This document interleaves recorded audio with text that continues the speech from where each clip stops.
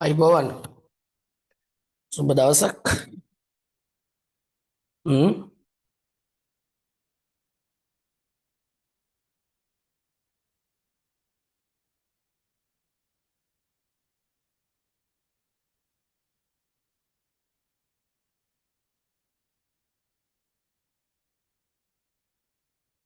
අයිබෝන්වත් කියන්න ළමයි එච්චරටම වෛරයෙන් දන්නේ.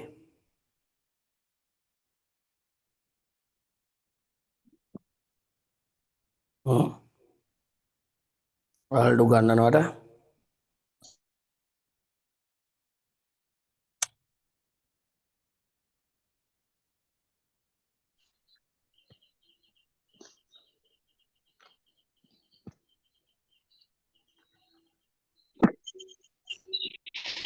අයිබෝවන් රයි් සුබ දවසක් සිර දෙනාටම ගරුප් එකේ හැම ළමෙන්ම තමන් ක්ලාස් එක ඉන්න බව මේෂන් කරන්න. හරිද තමන් ක්ලාස් එක ඉන්න බව මේෂන් කරන්න අනිවාර්යයෙන්ම අපි ඔයාලගේ දෙමව්පිය දැනුවත් කිරීමේ කටයුතු ආරම්භ කරනවා අඟහරුවාදට. දැනට යන මේ වැඩ පිළිවෙලත් තව අලුතෙන් කණ්ඩායම් කීපයක් එකතු වේ තව ඉස්සරහට. එතකොට ඔයගොල්ලොන්ට අපි සැරෙන් සැරේ ක්ලාස් එක තියෙන වෙලාවල් අරවම මුකුත් කතා කරන්නේ. ටයිම් ටේබල් එක තියෙනවා. ටයිම් ටේබල් එකට අදාළව අපි පාස් කෝඩ් එක දෙනවා. ලොග් වෙන්න විතරයි තියෙන්නේ. හරි? හොඳයි. ලින්ක් දාගෙන රම්මරම් මුකුත් නැහැ. කෙලින්ම පාස් කෝඩ් එක ගාලා එන්න තියෙන්නේ. හොඳයි ඉතින් කරදරයක් නැහැ නේ. ලින්ක් අදාද දදා ඉන්නේ යා. දරුත් ඉතින් මේ නේද? රයිට්. පේනා නේද? වෙනස.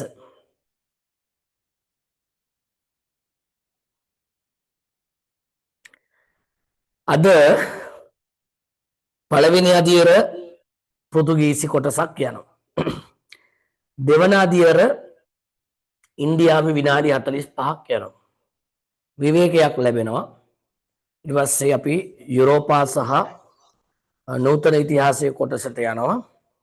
හරිද? අපි නූතන ඉතිහාසයේ කොටසට ජර්මනිය හිට්ලර් සහ ඉදිරි දේශපාලන ක්‍රියාදාමයන් ගැන තමයි කතා කරන්නේ සහ ලෝක යුද්ධයේ දෙවෙනි කොටසට දෙවෙනි ලෝක යුද්ධය කියන කොටස කොහොමද අපිට අන්තර් යුද්ධය කොහොමද අපිට බලපාන්නේ කියලා. මේ දවස්වල යුද්ධයේ පටන් අරන් තියෙන්නේ නේ.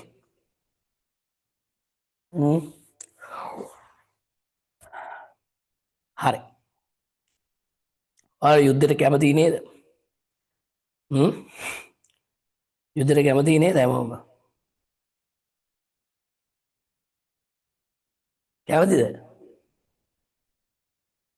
යුද්ධයටද කැමති? සාමයටද කැමති? මොනවටද කැමති? කවුරුත් දාන්නේ නැහැ. යුද්ධයට කැමතිත් නැහැ, සාමයට කැමතිත් නැහැ.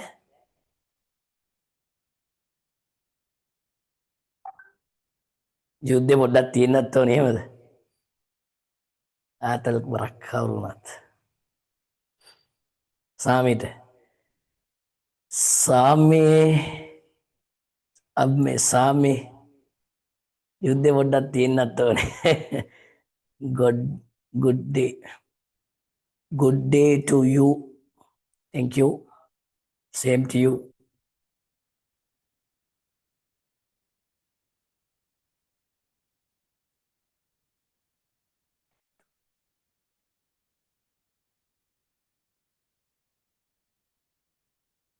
Right, එහෙමනම්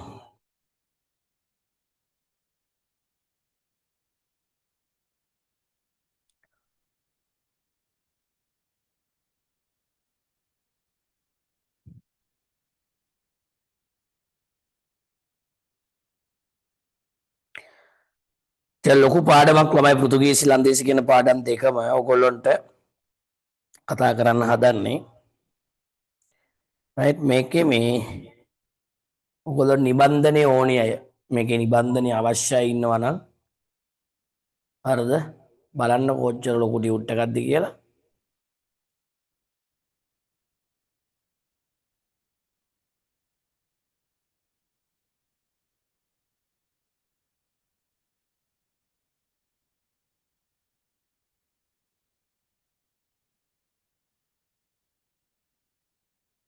දේශි නෑ.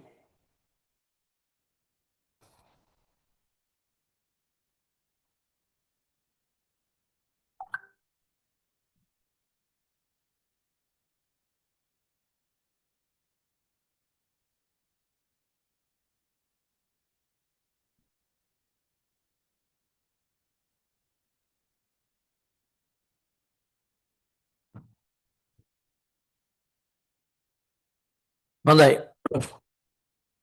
හරි කවුද මේ පෘතුගීසින් කියන්නේ බලමු. පෘතුගීසින් පෙරදිගට පැමිණීම ඔයා දන්න එකම එක ප්‍රධාන සිදුවීමක් තියෙනවා ලෝකයේ සිදුවන ඒ තමයි 1453 දී ඔටෝමන් තුර්කිවරුන් කොන්ස්ටන්තිනෝපලය අල්ලගත්තා. ඉතින් ඒ තුර්කි මුස්ලිම්වරුන් කොන්ස්ටන්තිනෝපලය අල්ලගත්තට පස්සේ යුරෝපිකයන්ට පෙරදිගට පැමිණීමට තිබුණු සියලු ගොඩබිම් මාර්ග අවහිර වෙනවා. එතකොට මේ ගොඩබිම් මාර්ග අවහිර වීමේ ප්‍රතිඵලයක් විදිහට තමයි දේශ ගවේෂණ ව්‍යාපාරය ඇතුලේ ගොඩබිම් මාර්ග වෙනකොට විකල්ප මුහුදු මාර්ග සොයන්න පෙළඹෙන්නේ. ඒ විකල්ප මුහුදු මාර්ග සෙවීමේ ප්‍රතිඵලයක් විදිහට තමයි පෘතුගීසීන් ස්පාඤ්ඤවරුන් යුරෝපා ජාතිකයන් ආසියාව අප්‍රිකාව උතුරු සහ දකුණු ඇමරිකානු මහද්වීප කරා ගමන් කරනවා. ඔක තමයි සරල කතාව. හරිද? දැන් මේක ඔයාලට පේනවා පිටු 76ක් තියෙනවා මේ පොතේ. රයිට්? මේ පොත ඕනේ අය කියන්න මම මුද්‍රණය කරලා දෙන්නම්. මේකේ printing cost එකක් යනවා. ඒක නිසා තමයි මම මේක මුද්‍රණය කරන්නේ නැත්තේ. මේක ටිකක් මිලක් යන නිසා. රයිට්? කාටර කෙනෙකුට ඕනේ නම් මේක ලස්සනට පිළිවෙලට අවුරුද්දක් විතර ළඟ තියාගන්න ඕනේ නම් ඉල්ල ගන්න. එතකොට ඒගොල්ලන්ට මුද්‍රණය කරලා දෙන්න පුළුවන්. හරි? ඔච්චර තමයි කියන්න තියෙන්නේ. මොකද මේක වටේ යවන්න බෑ. ගෲප් වලට දාලා හැමතැනම යවන්න බෑ. හරිනේ? පේනවනේ? පෘතුගීසින් පෙරදිගට පැමිණීම කෙරේ නොයෙක් දේශපාලන ආර්ථික ආගමික හේතු සාධක බලපෑ තිබේ. විශේෂයෙන්ම මධ්‍යතන යුරෝපයේ නම් 13 14 15 සියවස්වල කොන්ස්ටන්තිනෝපල් නගරයේ අවට ප්‍රදේශ ආගමික හේතු සාධක පදනම් කරගෙන ඔටෝමන් තුර්කි මුස්ලිම්වරුන් එවත් ඉස්ලාම් භක්තිකයන් සහ රෝමානු කතෝලිකයන් අතර යුද්ධයක් තිබුණා. අපි මේකට කියන්නේ මොන යුද්ධ කියලාද? කොහොම බලන්න. මේ යුද්ධෙ කියන්නේ නම මොකද්ද? ඉස්ලාම් භක්තිකයන් සහ රෝමානු කතෝලිකයන් අතර තිබෙන යුද්ධයට කියන්නේ මොකක් කියලාද පුතේ? මොකද අපි මේකට කියන්නේ? රයිට් අපිට ප්‍රභාෂර උත්තරයක් දෙනවා දැනට. ආශිත් උත්තරයක් දීලා තියෙනවා. රයිට් ඊළඟට රයිට් හොඳයි. එතකොට සෙලිතත් උත්තරයක් දීලා තියෙනවා. හරිද? රයිට්. මේකට කියන්නේ කුරුසි යුද්ධය. හරිද? එතකොට ඔබට මතක විදියට ආශී කුරුසි යුද්ධ කීයක් ඇති වෙන්නේ නැද්ද? කුරුසි යුද්ධ කීයක් ඇති වෙන්නේ නැද්ද? ළමයි කුරුසි යුද්ධ කීයක් ඇති වෙන්නේ නැද්ද? ඔක්කොම කුරුසි යුද්ධ කීයක් ඇති වෙන්නේ නැද්ද?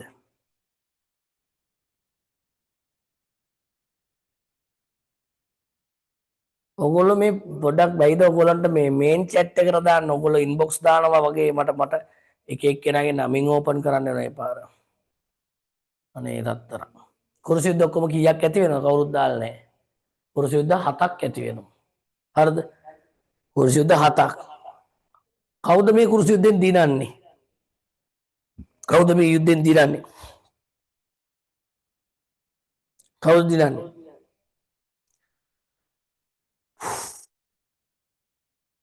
පළවෙනි යුද්ධය දිනන්නේ ක්‍රිස්තියානිවරු. ඊළඟ යුද්ධ 6ම දිනන්නේ ඉස්ලාම්වරු. හරිද? ඒ කියන්නේ ඔටෝමන් තුර්කි මුස්ලිම්වරු නෙමෙයි සෙල්ජුක් තුර්කි මුස්ලිම්වරුන්. හරිද? සෙල්ජුක් තුර්කි මුස්ලිම් වරුන් තමයි දිනන්නේ. හරිද? පස්සේ තමයි මේ ඔටෝමන් තුර්කි මුස්ලිම් වරුන් ගොඩක් බලවත් වෙන්නේ. කොහොම වුණත් මේ වන විට කොන්ස්ටන්ටිනෝපොලේ නගරය වෙළඳාම අතින් මුස්ලිම් වරුන්ට ඉතා වැදගත් මධ්‍යස්ථානයක් විය. එමෙම කොන්ස්ටන්ටිනෝපොලේ යුරෝපා ජාතීන්ට වැදගත් වූයේ තම ආගමේ නායකයා වූ ජේසුස් වහන්සේට අදාළ ආගමික වශයෙන් වැදගත් මධ්‍යස්ථානයක් වූ නිසාය. එතකොට ජෙරුසලම ඒ දවස්වල ඊශ්‍රායලයත් එක්ක පලස්තීනයේ ඊශ්‍රායලය අතර මේ ජෙරුසලම ගැනත් කතා කරනවා ගොඩක් වෙලාට. කොන්ස්ටන්තිනෝපල් නගරය වෙළඳාම අතින් මුස්ලිම් වරුන්ට ඉතා වැදගත් මධ්‍යස්ථානයක් විය. මෙන්ම කොන්ස්ටන්තිනෝපල යුරෝපා ජාතීන්ට වැදගත් විය. ආගමේ නායකයෝ ජේසුස් වහන්සේට අදාළ ආගමික වශයෙන් වැදගත් මධ්‍යස්ථානය කියන්නේ ශුද්ධ භූමියක්. right.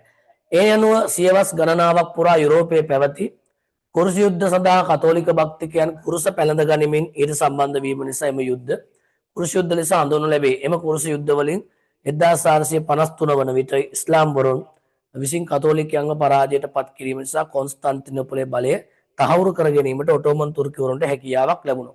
මේ කුරුස යුද්ධ පටන් ගත්තේ සෙල්ජුක් කියන මුස්ලිම් වරුන්, සෙල්ජුක් තුර්කි මුස්ලිම් වරුන්. මේ යුද්ධ මාලාව අවසන් කරනකොට ඉන්නේ ඔටෝමන් තුර්කි මුස්ලිම් වරුන්. එකත් ඔළුවට දාගන්න. රයිට්, මොනවාර තේරෙන්නේ නැත්නම් WhatsApp එකට මැසේජ් එකක් දාලා තියන්න. රයිට්, කොහොම හරි කොන්ස්ටන්තිනෝපලේ ආගමික වශයෙන් මෙන්ම ආර්ථික වශයෙන්ද අධ්‍යාපනික වශයෙන්ද ඉතා වැදගත් මධ්‍යස්ථානයක්. ග්‍රීක රෝම ශිෂ්ටාචාර පැවති කාලයේ පවා දැන් අපේ දරුවෝ යුරෝපා ඉගෙන ගන්න අය දන්නවා රෝම ශිෂ්ටාචාරය වෙනකොට කොන්ස්ටන්තිනෝපලේ කියලා කියන්නේ රෝමයේ කොටස් දෙකක් තියෙනවා. බටහිර රෝමේ සහ නැගෙනහිර රෝමේ කියලා. ඒතර රෝම අධිරාජ්‍ය කොටස් දෙකයි. බරෝ ඇන්ඩ් නැරෝ. බටහිර රෝමේ සහ නැගෙනහිර රෝමේ. නැගෙනහිර රෝමයේ අගනගරය තමයි බයිසන්තියම එවත් කොන්ස්ටන්තිනෝපලය. එතකොට රෝම ශිෂ්ටාචාරයේ ඉඳලම තමයි මේ කොන්ස්ටන්තිනෝපලේ සෑහෙන දුරට බයිසන්තියම කියන නගරය දියුණු වෙන්නේ. දැන් අද හඳුන්වන්නේ ස්තාම්බූල් කියලා. ස්තාම්බූල් මුලින් බයිසන්තියම කිව්වා, පස්සේ කොන්ස්ටන්තිනෝපල් කිව්වා, අද වෙනකොට ස්තාම්බූල් කියනවා.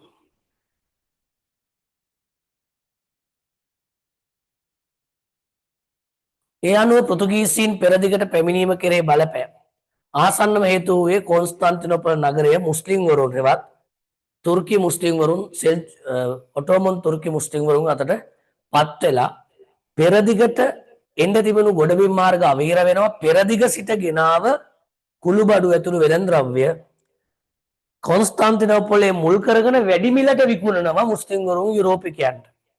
අන්න ඒ නිසාවෙන් අවශ්‍ය වෙලාවට භාණ්ඩ වෙළඳ පොලේ නැහැ. අවශ්‍ය භාණ්ඩ නිසි කලට සපයන්නේ නැහැ. අත්‍යවශ්‍ය භාණ්ඩ වැඩි මිලට අලෙවි කිරීම ආසියාතික ප්‍රදේශයේ බලය තිබුණේ වෙලාවේ මුස්ලිම් වරුන්ට.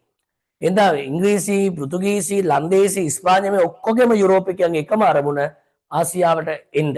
ආසියාවට ඇවිල්ලා ආසියාවේ මුස්ලිම් වරුන්ගේ, තුර්කි වරුන්ගේ වෙළඳපොළ අල්ල ගන්න. දැන් මේ දවස්වල යුද්ධයක් පටන් අරන් තියෙන ඇමරිකානුවන්ගේ ඔළුව වැඩි උද්දච්ච ඇමරිකානුවන්ගේ ඒකාධිපතිවාදය බිම වට්ටන්න ඉරානයේ තියෙන දැඩි ආගමික ඒකාධිපතිවාදයක් තියෙනවා මුස්ලිම් වරුන්ගේ.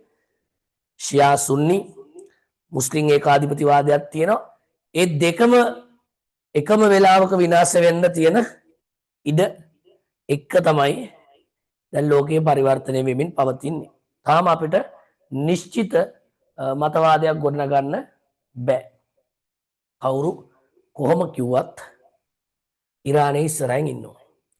දීර්ඝ කාලයක් පුරා පැවති කුරුස යුද්ධ වලට සහභාගී වීම සඳහා යුරෝපයෙන් ගිය යුරෝපා ජාතිකයන් නැවත පෙරලා යුරෝපයට පැමිණියේ ආසියාවේ වැවෙන කුළුබඩු එනම් කරදබුංගු, කරාබුනැටි, ගම්බිරිස්, කුරුඳු, මුතුමැණික් වැනි වාණිජ වස්තු යුරෝපයට හඳුන්වා දෙමිනි. ඉන්පසු එම ද්‍රව්‍ය භාවිතයට යුරෝපා ජාතීන් ශීඝ්‍රයෙන් හුරු විය. විශේෂයෙන්ම යුරෝපයේ ප්‍රධාන ආහාරය මස් වීම නිසා මස් කල් තබා ගැනීමේදී ආහාරයට ගැනීමේදී පෙරදිග රටවල නිපදවූ කුළුබඩු මේ වන විට යුරෝපයේ අත්‍යවශ්‍ය ද්‍රව්‍යයක් විය. ඒ අනුව සාමාන්‍ය සම්ප්‍රදායනුව අරාබි වෙළඳුන් පෙරදිගට පැමිණ කුළුබඩු ඇතුළු පෙරදිග නිෂ්පාදන කළ භාණ්ඩ රතු මුහුද හරහා මධ්‍යධරණී මුහුද ඔස්සේ කොන්ස්ටන්තිනෝපලයට ගෙන ගිය අතර එම නගරයට පැමිණි යුරෝපීය වෙළඳුන් එම භාණ්ඩ මිලටගෙන යුරෝපය පුරා බෙදා හරු ලැබිය. නමුත් 1453 දී කොන්ස්ටාන්තිනෝපල් නගරයේ මුස්ලිම්වරුන් අතර පත්වීමත් සමග යුරෝපියන්ට අලෙවි කළ කුළුබඩුවල මිල ඉහළ දමමින් වෙළඳාමට බාධා කළා. කොන්ස්ටාන්තිනෝපල් නගරයේ ඉතා ඈතින් පිහිටි යුරෝපා රටවල් දෙකක් වූ රෙකෝඩින් එහෙම ඉල්ලන්න එපා. පස්සේ මේ ක්ලාස් එකේ හිටියේ නෑ අර වුණා ලෙව් වුණා සිග්නල් නෑ ඒවා කියලා ඉල්ලන්න එපා. කොහොම හරි එන්න බලන්න තමන්ගේ Wi-Fi කනෙක්ෂන් එක ඉස්සෙල්ලා හදාගන්න. ඊට පස්සේ data එක හරියට යූස් කරන්න. අර මේ යම්පචන් ගන්න එපා. හරිද? ඉල්ලන් කන જાතියක් බවට පත් වෙන්න එපා. හම්බ කරලා කන જાතියක් බවට පත් වෙන්න. ස්පාඤ්ඤයට පෘතුගාලයට එම භාණ්ඩ මිලදී ගැනීම සඳහා විශාල මිලක් ගෙවීමට සිදු විය. ඒ අනුව ස්පාඤ්ඤය හා පෘතුගාලයේ මුහුදු ආශ්‍රිතව පිහිටි රටවල් දෙකක්. රයිට් දැන් කාටද කියන්න පුළුවන් මෙන්න මේ ස්පාඤ්ඤය සහ පෘතුගාලයේ පිහිටලා තියෙන මේ මුහුදු කලාපය හඳුන්වන නම මොකක්ද? මොන අර්ධද්වීපයේද ස්පාඤ්ඤයේ පෘතුගාලයේ පිහිටලා තියෙන්නේ? ඔබ බලන්න කී දෙනෙක් ලෝකයේ ඇතුලේ ජීවත් වෙනවද කියලා. ලංකාව ඇතුලේ ජීවත් වෙනවද ලෝකයේ ඇතුලේ ජීවත් වෙනවද කියලා බලමු. ස්පාඤ්ඤය සහ පෘතුගාලය අයිති වෙන්නේ මොන අර්ධද්වීපයටද? ඔන්න අපේ එකෙක් දානවා මං හිතන්නේ ස්පීඩ් දැම්මා කියපු ගමන්ම වගේ. රයිට් මේ දාන්න මේ කෙලින්ම ඔයගොල්ලෝ මේන් chat එකට අනිත් අයට පේන්නේ හරි අයිබීරියානු අර්ධද්වීපේ දැන්ට දාපු තුන් දෙනාම හරි අයිබීරියන් අර්ධද්වීපේ හරිද අයිබීරියන් අර්ධද්වීපේ රයිට් ඊට පස්සේ මුහුදු ආශ්‍රිතව පිටරට මේ දෙකම මුහුද අයිනේ තියෙන රටවල් දෙක නිසා මේගොල්ලන් හොඳට නාවික ගමනාගමනය ගැන හොඳ දැනුමක් තිබුණා. බය නැතුව මුහුදේ යාත්‍රා කරන්න ඒගොල්ලෝ ඉදිරිපත් වුණා. රයිට් අන්තිම ස්පාඤ්ඤය කියන රටේ නාවික හෙන්රි කියන රජ කෙනෙක් හිටියා. ස්පාඤ්ඤය කියන රටේ ෆර්ඩිනන්ඩ් සහ මැගලන් කියලා රාජකීයවලක් හිටියා. පෘතුගාලයේ නාවික හෙන්රි කියලා රජ කෙනෙක් හිටියා. ඒගොල්ලෝ මේ දේශ ගවේෂණයට මුහුදු ගමන් යන්න සෑහෙන ස්පොන්සර් කළා. මුස්ලිම්වරුන්ගෙන් බාධාවකින් තොරව කුළුබඩු ඇතුළු භාණ්ඩ මිලදී ගැනීමටත් පෙරදිග වෙළඳ ඒකාධිකාරිය ලබා ගැනීමත් යන අරමුණ යුතුව දේශ ගවේෂණ ව්‍යාපාර ආරම්භ කරනු ලැබිය. රයිට්. එතකොට ඔයාගේ ඔළුවේ තියෙන්න ඕන දේශ ගවේෂණය ආරම්භ වෙන්න හේතුව. හරිද? මොනවද? ඔටෝමන් තුර්කි මුස්ලිම්වරුන් කොන්ස්ටාන්තිනෝපලය අල්ලා ගැනීම නිසා පෙරදිගට පැමිණීමට තිබිච්ච ගොඩබිම් මාර්ග අවහිර වෙනවා. ඒ නිසා පෙරදිගින් ගේන කුළුබඩු ඇතුළු වෙළඳ ද්‍රව්‍යවල මිල වෙනස් වෙනවා. ඒ වගේම අත්‍යවශ්‍ය භාණ්ඩ කලට වෙලාවට සපයන්නේ නැහැ. වැඩි මිලට භාණ්ඩ මිලදී ගන්න සිදුවීම ඇතුළු කාරණා කීපයක් සිදු වෙනවා. ඒ නිසා වුන් කල්පනා කරනවා මුස්ලිම්වරුන්ගෙන් එල්ලවන බාධාවකින් තොරව කුළුබඩු ඇතුළු භාණ්ඩ මිලදී ගන්නත් ඕනේ. පෙරදිග වෙළඳ ඒකාධිකාරය කෙසේ හෝ පෙරදිග වෙළඳ ඒකාධිකාරය මොනියම් හෝ ආකාරයකට පෙරදිග වෙළඳ ඒකාධිකාරය පෘතුගීසි හෝ ස්පාඤ්ඤ යුරෝපා ජාතීන් අතර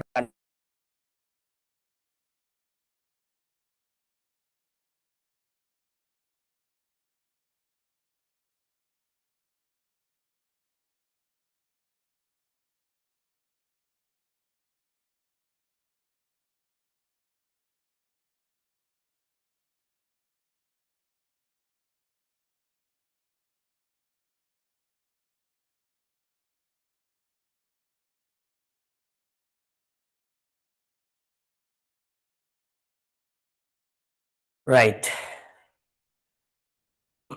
විශේෂයෙන්ම කුරුෂ යුද්ධවලදී අත් වූ පරාජයත් සමග කොන්ස්ටාන්තිනෝපල් නගරයේ පැවති ඉපැරණි ග්‍රීක රෝම ශිෂ්ටාචාර අයිති පොත්පත් යුරෝපා ජාතීන් යුරෝපයට ආයි අරගෙන ගියා. එම පොත්පත් අතර තිබී ටොලමි නිර්මාණය කළ නාවික සිතියම් ප්ලිනීගේ නාවික වාර්තා ඇතුළු නාවික කටයුතු ගැන ලියවුණු පුරාණ ග්‍රන්ථ රැසක් යුරෝපා ජාතීන් අතර පත්විය. එමෙම කුරුෂ යුද්ධවලට සම්බන්ධ වූ යුරෝපියන් අරාබීන් සතුව පැවති පෙරදිගට පැමිණීමට නාවුක සිතියම් හා නාවුක ගමන් මාර්ග හඳුනාගත හැකි විය. උතුරු තරු මාපකයේ දැන් මේ දේශ ගවේෂණයේ නිරත වෙන්නන්ට උතුරු තරුවක් කියලා තියෙනවා අහසේ. ඒ තරුව හොයාගත්තාම ඒ තරුව අනුව තමයි උතුරු දකුණු බටහිර නැගෙනහිර ප්‍රදේශ පාවිච්චි කරගෙන යන්න තියෙන්නේ. ඊට පස්සේ මාලිමාවක් හොයාගත්තා. වෙඩි බෙහෙත් සොයාගත්තා. කඩදාසි සොයාගත්තා. වෙඩි බෙහෙත් සොයා ගැනීම, මාලිමාව සොයා ගැනීම, නාවික කොම්පාසුව කියලා අපි එකට කියනවා. ඊට පස්සේ කඩදාසි සොයාගත්තා. මෙන්න මේ සොයා ගැනීම ටිකත් එක්ක හරිද? මේ සොයා ගැනීම ටිකත් එක්ක මොකද වෙන්නේ? මේ සොයා ගැනීම එක්ක ලෝකයේ මිනිස්සුන්ට තවත් ලෝකයක් තිබෙන බව යුරෝපයෙන් පිට තවත් ලෝකයක් තිබෙන බව මිනිස්සු තේරුම් ගත්ත. යුරෝපයේ මිනිස්සු රයිට් මේක ඉතාම ප්‍රබල කාරණාවක්. මිනිස්සු කියලා තිබෙ පෘථිවියේ රොටියක් වගේ පැතලි වස්තුවක්. අර්ධ එතකොට යුරෝපයෙන් පිට ලෝකයක් නෑ. රයිට් නමුත් ඒ ඔක්කොම බොරු බවට පත් කරමින් මිනිස්සුන්ට මේ විශ්වය මේ පෘථිවිය පිළිබඳව ඔවුන් මෙතෙක් අනුගමනය කරපු ඔවුන්ගේ මතවාද වෙනස් වෙන්න පටන් ගත්තා. මේ 1453 සිදුවන ඔටෝමන් තුර්කිවරුන්ගේ කොන්ස්ටන්ටිනෝපල් ආක්‍රමණයත් එක්ක කුරුෂ යුද්ධයට සම්බන්ධ යුරෝපියන් අරාබිය සිදු පැවති පෙරදිගට පැමිණීම නාවක සිතියන් සහ නාවක ගමන් මාර්ග හඳුනාගත හැකි උතුරු තරු මාපක ඇතුළු නාවක දැනුම යුරෝපයට ගෙන යනු ලැබිය. එමෙන්ම චීනයේ භාවිතා කළ මාලිමාව වෙඩි බෙහෙත් කඩදාසි වැනි ද්‍රව්‍ය යුරෝපයට ගෙනු ලැබිය. ඒට අමතරව සුළං බලයෙන් සහ ජල බලයෙන් ක්‍රියා කරන යන්ත්‍ර මේ වන විට යුරෝපයේ නිපදවා තිබිණි. ඒ අනුව මුස්ලිම් වරුන්ගේ වෙළඳ මාර්ග භාවිතා නොකර පෙරදිගට පැමිණීමේ මාර්ග සෙවීමට යුරෝපිකයන් හා ස්පාඤ්ඤ ජාතිකයන් උත්සාහ කරනු ලැබිය. එෙහිදී නාවික හෙන්රි කුමාරයා නාවික කටයුතු සඳහා විශාල අනුග්‍රහයක් ලබා දෙමින් මේ පෘතුගාලයේ නාවික හෙන්රි කුමාරයා විශාල අනුග්‍රහයක් ලබා දෙමින් 1394 නාවික කටයුතු වැඩි දියුණු කිරීමට කටයුතු කර ඇත. ඒ නිසාම ඔහු නාවික හෙන්රි ලෙස හැඳින්වේ. අවුරුදු පතා නාවික කටයුතු සඳහා විශාල මුදලක් වැය කළ ඔහු නාවික පර්යේෂණ පවත්වාගෙන ගිය අතර ඒ සඳහා යුරෝපයේ හොඳම නාවිකයන් තාරකා විද්‍යාඥයන් සහ භූගෝල විද්‍යාඥයන් සම්බන්ධ කරනු ලැබිය. එම ආයතන මගින් වඩාත් අවදානම් මුහුදු ගමන්වල යෙදීමට නාවිකයන් පුහුණු කිරීමට බොහෝ නාවිකයන් පුහුණු කිරීම මුහුදේ ඇති ආයතන මුහුදේ ඇති තොරතුරු බාධා සුළං හමන දිසාව දියවැල් ආදිය ගැන පුළුල් අවබෝධයක් ලබාගත හැකි විය. පර්යේෂණද සිදු කළ අතර අප්‍රිකාවේ බටහිර වෙරළ තීරයේ උපයෝගී කරගෙන නාවික ගවේෂණ කණ්ඩායම් වරින් වර පිටත් කරනු ලැබිය. දැන් ඔය මේ මුහුදු ගමන් කියන දේවල් මේ හරි ඉන්ට්‍රෙස්ට් එකක් තියෙනවනේ මේ පාඩම ඉගෙන ගන්න. මේවා මූලික දැනුම 8 වසරේදී තමයි ඉස්සෙල්ලාම මේ බේසික් නොලෙජ් එක ඔයාලට ලැබෙන්නේ. රයිට් හොඳ විස්තරයක් ඔබට අපි හදලා තියෙනවා. මේවා කියව ගන්න වාසනාව තියෙන දරුවෝ බලාපොරොත්තු වෙනවා නම් මේ පොත් වලින් ප්‍රයෝජනයක් ගනි. නැති අය මේක දිහා බලන් ඉන්න එපා. හරිද? මේක ස්ක්‍රීන්ෂොට්ස් හරි අරගෙන නෝට් එක පොතේ ලියා ගන්න. හරි. මට වෙන මොකුත් කියන්න බෑ. තියෙන කාලේ සීමිතයි. ලියලියේ ඉන්නත් එපා. රයිට්. හැබැයි ඉතින් මේ දෙන්නේ මූලික දැනුම බේස් එකේ ඉඳලම දෙන්නේ. විභාගයට අපිට පෘතුගීසි ප්‍රශ්නයකට උත්තරයක් ලියන්න අපිට හොඳ දැනුමක් තියෙන්න ඕනි. හරි. ඉතින් ඊළඟට අවුරුදු පතා නාවික කටයුතු සඳහා විශාල මුදල් වැය කළ ඔහු නාවික පර්යේෂණ ආයතන හැදුවා. ඒක තියෙන්නේ මේ පෘතුගාලයේ ශාන්ත වින්ස්ටන් තුඩුවේ. හරිද? ශාන්ත වින්ස්ටන් කියන ප්‍රදේශය තමයි ඒ නාවික පර්යේෂණ ආයතනේ තියෙන්නේ. භූගෝල විද්‍යාඥයෝ හිටියා ඒකේ. ගණිතඥයෝ හිටියා. ඒගොල්ලෝ තාරකා විද්‍යාඥයෝ හිටියා. මේගොල්ලෝ ඔක්කොම එතනට අරගෙන එයාලා නාවික ගමනාගමනයේ නිරත වෙන උනන්දුවක් තියෙන අයව කැඳවලා පුහුණුවක් දීලා දේශ ගවේෂණයේ නිරත වෙන්න රාජ්‍ය අනුග්‍රහය දුන්නා. එහෙම දේශ ගවේෂණයේ නිරත වෙච්ච කෙනෙක් තමයි බර්තොලොමියෝ දියස් වස්කෝද ගාමා කියලා කියන්නේ. රයිට්? ඒ වගේම ඊට සමකාලීනව ස්පාඤ්ඤයේ හිටියා ෆර්ඩිනන්ඩ් සහ මැගලන් කියලා දෙන්නෙක්. ඒ දෙන්නත් මොකද කළේ? ස්පාඤ්ඤය කියන රට මුල් කරගෙන දේශ ගවේෂණයේ නිරත වෙන අයට ස්පොන්සර් කළා. ඒකේ ප්‍රතිඵලයක් විදිහට තමයි ඇමරිගෝ වෙස්පූචි ඒ වගේම ක්‍රිස්ටොෆර් කොලම්බස් මෙන්න මේගොල්ලෝ දේශ ගවේෂණ ක්‍රියාවලියට සම්බන්ධ වෙන්නේ. එතකොට අවුරුදු පතා නාවික කටයුතු විශාල මුදලක් වැය කළ නාවික පර්යේෂණ පවත්වාගෙන ගිය අතර ඒ සඳහා යුරෝපයේ හොඳම නාවිකයන් තාරකා විද්‍යාඥයන් භූගෝල විද්‍යාව සම්බන්ධ කරන ලැබිය. එම ආයතනය මගින් වඩාත් අවදානම් මුහුදු ගමන් වල යෙදීමට නාවිකයන් පුහුණු කළා. ඔය අවදානම් මුහුදු ගමන් කියන්නේ විශාල වශයෙන් ඇති වෙන දියවැල්. හරිද? මුහුදේ දියවැල් ඇති වෙන. ඒ කියන්නේ කුණාටු. ඒ වගේ වෙලාවකදී පොඩි නැවක පොඩි ඔරුවක ගියොත් අනිවාර්යෙන් ඔරුව පෙරලෙනවා. එහෙනම් මොකද කළේ? නාවිකයන් රත්තුමා විශාල ප්‍රමාණයේ නැව් නිෂ්පාදනය කිරීම ආරම්භ කළා. විශාල නැව් හදන එක පටන් ගත්තා. රයිට්? එතකොට එක නැවකින් නම් තව නැවකට පහර දෙන්නත් යුද්ධ පුහුණුවක් ලබා දෙන්න ඒ කියන්නේ පුහුණු කළා. රයිට්. ඒ කියන්නේ මුහුදු මංකොල්ල කන්න මුහුදේ යන නැව් මංකොල්ල කන නැව් වල මංකොල්ල කණ්ඩායම හැදුවා. හරිද? නාවිකයන් පුහුණු කිරීම මුහුදේ ඇති තොරතුරු බාධා සුළං හමන් දිශාවන් දියවැල් ආදී ගැන පුළුල් අවබෝධයක් ලබාගත හැකි පර්යේෂණ සිදු කළ අතර අප්‍රිකා මහද්වීපය ඔබ අහලා තියෙනවා දැකලා තියෙනවා අප්‍රිකාව රයිට්. එතකොට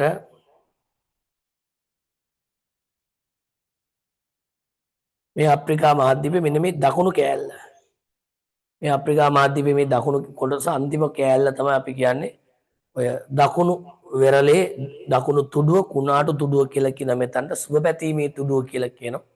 ඔන්න ඔතන්ට මේ පෘතුගාලේ මෙන්න මෙතන ඉඳලා මෙන්න මෙතන්ට එන්න හැමතිස්සම මේ යොමු කෙරෙව්වා පුළුවන් තරම් යොමු කෙරෙව්වා නාවික ගමනාගමනේද. මොකද මේ හරිය මුහුද හරිම වෙනස්. රයිට්. ඉතින් ඒ නිසා මේ ප්‍රදේශයට යන්න පුළුවන් තරම් කැමති අයව ඒ සඳහා යොමු කළා. ඒ ප්‍රතිඵලයක් විදිහට බර්තොල්ලමියෝ දියස් කියන්නේ ඩයස් කියන එකම තමයි. රයිට්. එහි දියස් මෙහි ඩයස්. රයිට්. එහි යුරෝපේ කියන්නේ දියස් කියලා අපි ඩයස් කියනවා. මෙහි අපි ඉතින් නේද ඩයස් කියන අංගිද කියලාත් කියනවා. පස්සේ නේද අපේ කට්ටිය එහෙමත් කියනවා. නායකත්වයෙන් ගිය පිරිසක් 1488 දී අප්‍රිකාවේ දකුණු වෙරළට ළඟා විය. අප්‍රිකානු දකුණු වෙරළේදී කුණාටුවකට හසු ඔහු එම ස්ථානය කුණාටු තුඩුව ලෙස නම් කළා. දැන් ඔන්න බර්තොලමියෝ දියස් එයා එන්නේ පෘතුගාලේ ලිස්බන් වල ඉඳන් ඔය කුණාටු තුඩුවට එන්නේ. ඒ කියන්නේ අහම්බෙන් එතනට එයා ගහගෙන එනවා. එයා ඒක නම් කරලා කුණාටු තුඩුව කියලා එතන නම් කරලා ආපහු එයා පෘතුගාලයට ඇවිල්ලා තමන් සොයාගත්ත ප්‍රදේශය පිළිබඳ පෘතුගාලේ රජතුමාට කියනවා. එතකොට ඔහු ඒක කියනවා මේක ඇවිල්ලා එහෙම මේ සොයා ගැනීම දෙවියන් වහන්සේ විසින් අපිට දුන්නු ලොකු භාග්‍යයක්. මේක සුබ ප්‍රාර්ථනාවක්. අපේ නාවික කටයුතු වලට ලබා දුන්නු සුබ ප්‍රාර්ථනාවක්. God wishes එක. රයිට්. එතකොට දැන් මේ wishes එක මොකද වෙන්නේ අවසානයේදී? රයිට්. මෙතන සුබ පැතීමේ තුඩුව සුබ ප්‍රාර්ථනා තුඩුව බවට මේ දකුණු තුඩුව නම් කරනවා. හරිද? අප්‍රිකාවේ දකුණු තුඩුව කුණාටු තුඩුව නම් කරනවා සුබ පැතීමේ තුඩුව කියලා. අප්‍රිකානු වෙරළේදී කුණාටු ගසෝ ඔහු එම ස්ථානයේ කුණාටු තුඩුව ලෙස නම් කර පෙරලා පෘතුගාලයට පැමිණ ඒ බව පෘතුගාල රජුට දැන්වීමත් සමග අප්‍රිකාවේ දකුණු කෙළවරට ළඟා වීම පෘතුගීසින්ගේ දේශීය ගවේෂණ කටයුතු අතිශය සුබ ලකුණක් ලෙස සැලකූ පෘතුගාල රජු මේ ස්ථානයේ සුබ ප්‍රාර්ථනා තුඩුව ලෙස එවත් සුබ පැත්මේ තුඩුව ලෙස නම් කළා. පසුව 1497 දී නැව් 4කින් යුත් පිරිසක් සමග පෘතුගාලයේ ලිස්බන් වරාය පිටත් වූ වස්කෝ ද ගාමා සුබ ප්‍රාර්ථනා තුඩුව පසු කර 1498 මැයි මාස 20 වෙනිදා 1498 මැයි මාස 20 වෙනිදා ඉන්දියාවේ කැලිකට් වරායට ගොඩ බහිනවා. අපි පෘතුගීසින් වෙමු කුළු බඩු සොයා පැමිණියමු. මොන බඩුද? මොන බඩු සොයාගෙන ආවේ? කුළු බඩු. රයිට්. අප මෙහි පැමිණියේ කුළු බඩු සහ ක්‍රිස්තියානි භක්තිකයන් සොයාගෙන. රයිට්. වස්කෝ ද ගාමා තමන්ගේ එක අතක තියාගත්ත කුරුසයක්. කුරුසෙන් පෙන්වන්නේ අපි ක්‍රිස්තියානින් බව. ඒ වලට යුරෝපයේ නිර්මාණය කළා තිබුණ මතවාදයක් චාරයක්. ඒ තමයි යුරෝපයේ නිර්මාණය කළා තිබුණ මතවාදයක් ආසියාවේ තියෙන විශාල ක්‍රිස්තියානි අධිරාජ්‍යයක්. ආසියාවේ තියෙන විශාල ක්‍රිස්තියානි අධිරාජ්‍යයක්. ඒ ක්‍රිස්තියානි අධිරාජ්‍ය පාලනය කරන රජතුමාගේ නම මොකක්ද? ඔබ බලන්න. ක්‍රිස්තියානින් විසින් යුරෝපයේ තුර නිර්මාණය කළ තිබෙන මතවාදයක්. ඒ නිර්මාණය කළ තිබෙන මතවාදය තමයි මනක්කල්පිත මතවාදයක් කළ තිබ්බා. ආසියාවේ ක්‍රිස්තියානි රජ කෙනෙක් කරන විශාල අධිරාජ්‍යයක් තියෙනවා. ඒ ක්‍රිස්තියානි අධිරාජ්‍යව හොයාගෙන යන්න කැමති අයට පල්ලිය විසින් අරද ආශිර්වාද කළා, උනන්දු කළා, තෑගි දුන්නා. රයිට්. විශාල මුදලක් පල්ලිය දුන්නා මේ ක්‍රිස්තියානි අධිරාජ්‍ය සොයාගෙන යන අයට. මං අහනවා මේ ක්‍රිස්තියානි අධිරාජ්‍ය පාලකයා ලෙස පල්ලිය විසින් ප්‍රකාශ කරපු ඒ අධිරාජ්‍යයේ නම මොකද්ද? රයිට්. ඒ කියන්නේ පොඩි කාලේ දැන් ඉතිහාසය ඉගෙන ගත්ත එකෙක් හරි ඉන්නවා පන්තියේ නේද? සතුටුයි. ප්‍රස්ටර් ජෝන් කියන රජතුමා යටතේ සෙලිතත් ඔයිතන්න දාලා තියෙන ප්‍රශ්න ජෝන් කරෙක්ට්. එතකොට මේ ප්‍රශ්න ජෝන් කියන රජතුමා යටතේ ක්‍රිස්තියානි අධිරාජ්‍යයක් ආසියාවේ තිබෙන බව ප්‍රකාශ කරනවා. මනක් කල්පිතයි එහෙම එකෙක් නෑ. දැන් උනන්දුවක් ඇති වෙලා කට්ටිය හොයාගෙන එනවා. සවන්නාර සම්භවය කියනවනේ කතාවට නේද? ඔන්න ආශී ඒකේ ප්‍රතිඵලය තමයි මේගොල්ලෝ මේ ක්‍රිස්තු භක්තිකයන්ට පෙන්වන්න තමයි කුරුසේ අරන් ඉන්නේ. කුරුසේ පෙන්නනවා. අනිත් අතේ කඩුවක්. එක්ක හොඳින් එක්ක නරකින් කියන එක තමයි ඒකේ අදහස. ඒ ප්‍රකාශන වන පෘතුගීසින් පෙරදිගට පැමිණීමේදී ආර්ථිකය හා ආගමික අරමුණු ඒ කියන්නේ කුළුබඩු කියන්නේ ආර්ථිකය ක්‍රිස්තු භක්තිකයන් සොයා ආවයි කියන එක කුරුසේ පෙන්නවා. කුරුසේ පෙන්නලා කිව්වේ ආගම රයිට්. විශේෂයෙන්ම ආගමික වශයෙන් යුරෝපයේ බිඳ වැටුණු ක්‍රිස්තු ධර්මය පෙරදිග රටවලට ව්‍යාප්ත කිරීමේ අරමුණ මේ වෙනකොට යුරෝපයේ ක්‍රිස්තියානි ආගම බිඳ වැටෙමින් පවතිමින් තියෙන්නේ. එක කොටසක් ඉස්ලාම් ආගම බවට පරිවර්තනය වෙනවා. අනිත් පැත්තෙන් ක්‍රිස්තියානි ආගම නැත්තම් රෝමානු කතෝලික ආගම බෙදිලා තිබුණා. රෙපරමාදු සහ රෝමන් කැතලික් විදිහට බෙදෙමින් පවතිමින් ආරම්භ වෙමින් තිබුණේ මතවාද ගොඩනැගෙමින් තිබුණා. රයිට්. කුළුබඩු ඇතුළු අත්‍යවශ්‍ය භාණ්ඩ අඩු මිලකට ලබා ගැනීමටත් පෙරදිග වෙළඳ ඒකාධිකාරය තිබුණ මේ වෙලාවේ මුස්ලිම් වරුන්ගේ අතේ. ඒක යුරෝපිකයන් අතට අත්පත් කර ගැනීමටත් තමන්ට ලොකු ඩැමේජ් එකක් වෙලා තිනවා, අපකීර්තියක් වෙලා තිනවා. මෙච්චර කාලයකට තමන්ට යුරෝපයේ තිබිච්ච ආධිපත්‍ය අහිමි වෙලා තියෙනවා. මුස්ලිම් වරුන් ඒක අල්ලන් ඉන්නවා. ඒ නිසා ඒ අපකීර්තිය මකාගෙන දේශපාලනික වශයෙන් කීර්තියක් අත්පත් කර ගැනීමත් යන අරමුණු මුදුන්පත් කර ගැනීම සඳහා පෘතුගීසින් පෙරදිගට පැමිණි බව සඳහන් වෙනවා. ඔන්න පෘතුගීසින් පෙරදිගට පැමිණීම මේ වෙනකොට සිද්ධ වුණා. රයිට්. පෘතුගීසින් පැමිණීම මේ වෙනකොට සිද්ධ වෙලා තියෙන්නේ. හරි. වාසනා ඉන්නවද ක්ලාස් එකේ?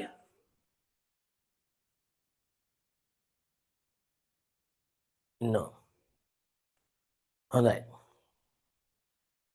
මේ දක්වා පැහැදිලිද? මොන යම් දල අවබෝධයක් තියෙනව නේද දැන්? රයිට්. ප්‍රවිෂ්ඨ වීම පැහැදිලිද?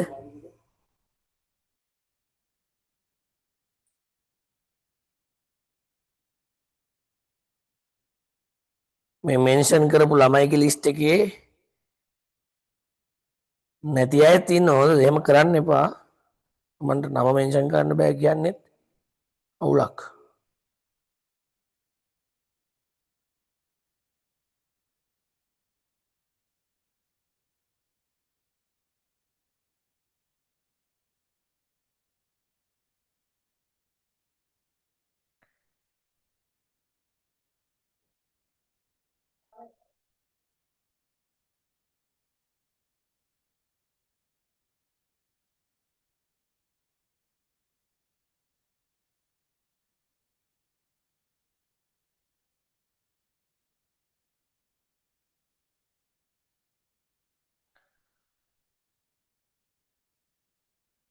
රයිට්.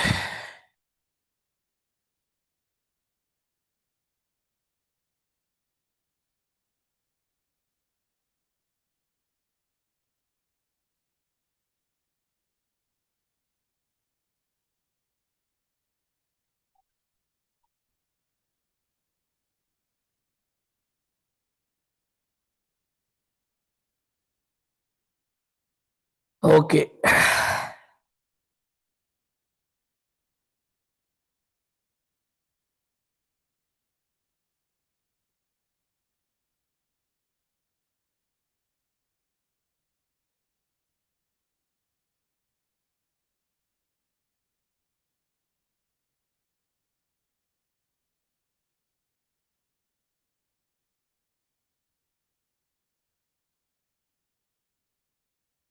රයිට්. එක්කවත් දාලා නැහැ. මගේ මේ කොටස පැහැදිලිද කියලා මොකෙක්වත් දාලා නැහැ නේ යකෝ. පැහැදිලි නැද්ද?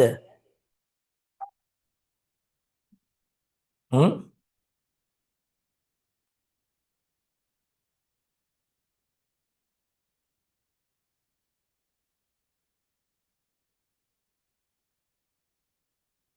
පැහැදිලි වෙන්න නම් පොතක් පතක්වත් අඩුම ගානේ අපි කියවන්න ඕනේ නේද?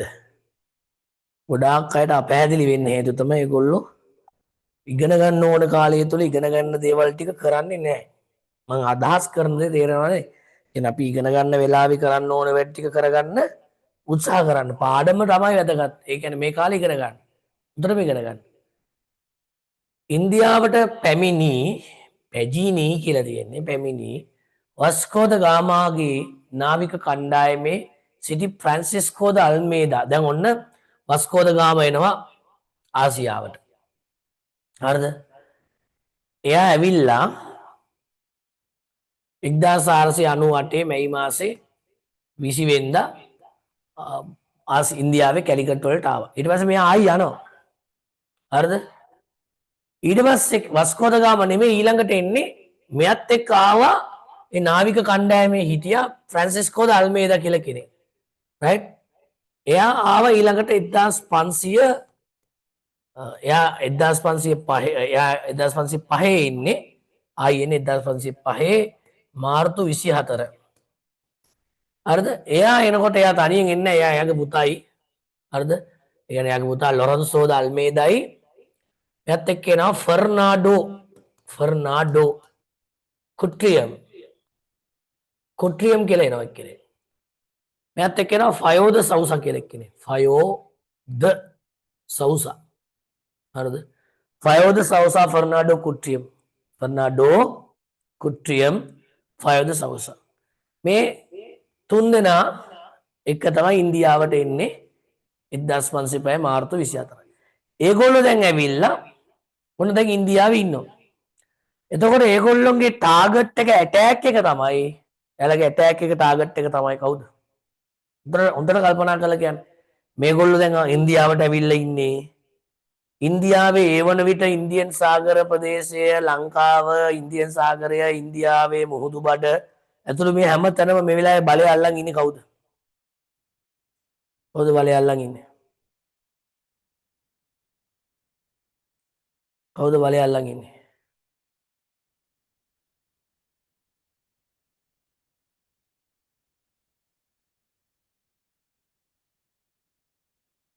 කවුද බලය අල්ලන් ඉන්නේ?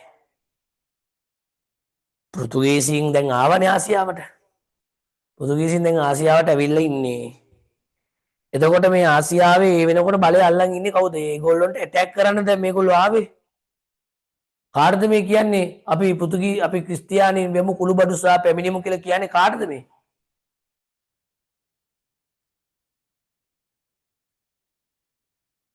හ්ම්? කාටද කියන්නේ?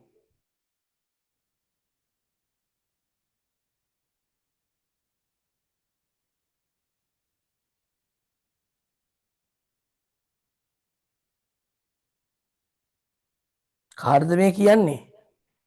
මේ කියන්නේ පෘතුගීසීන්ට. හරිද? පෘතුගීසීන්ට කියන්නේ මේ. එතකොට සමා වෙන්න මේ කියන්නේ මුස්ලිම් වරුන්ට, අරාබි වරුන්ට කියන්නේ.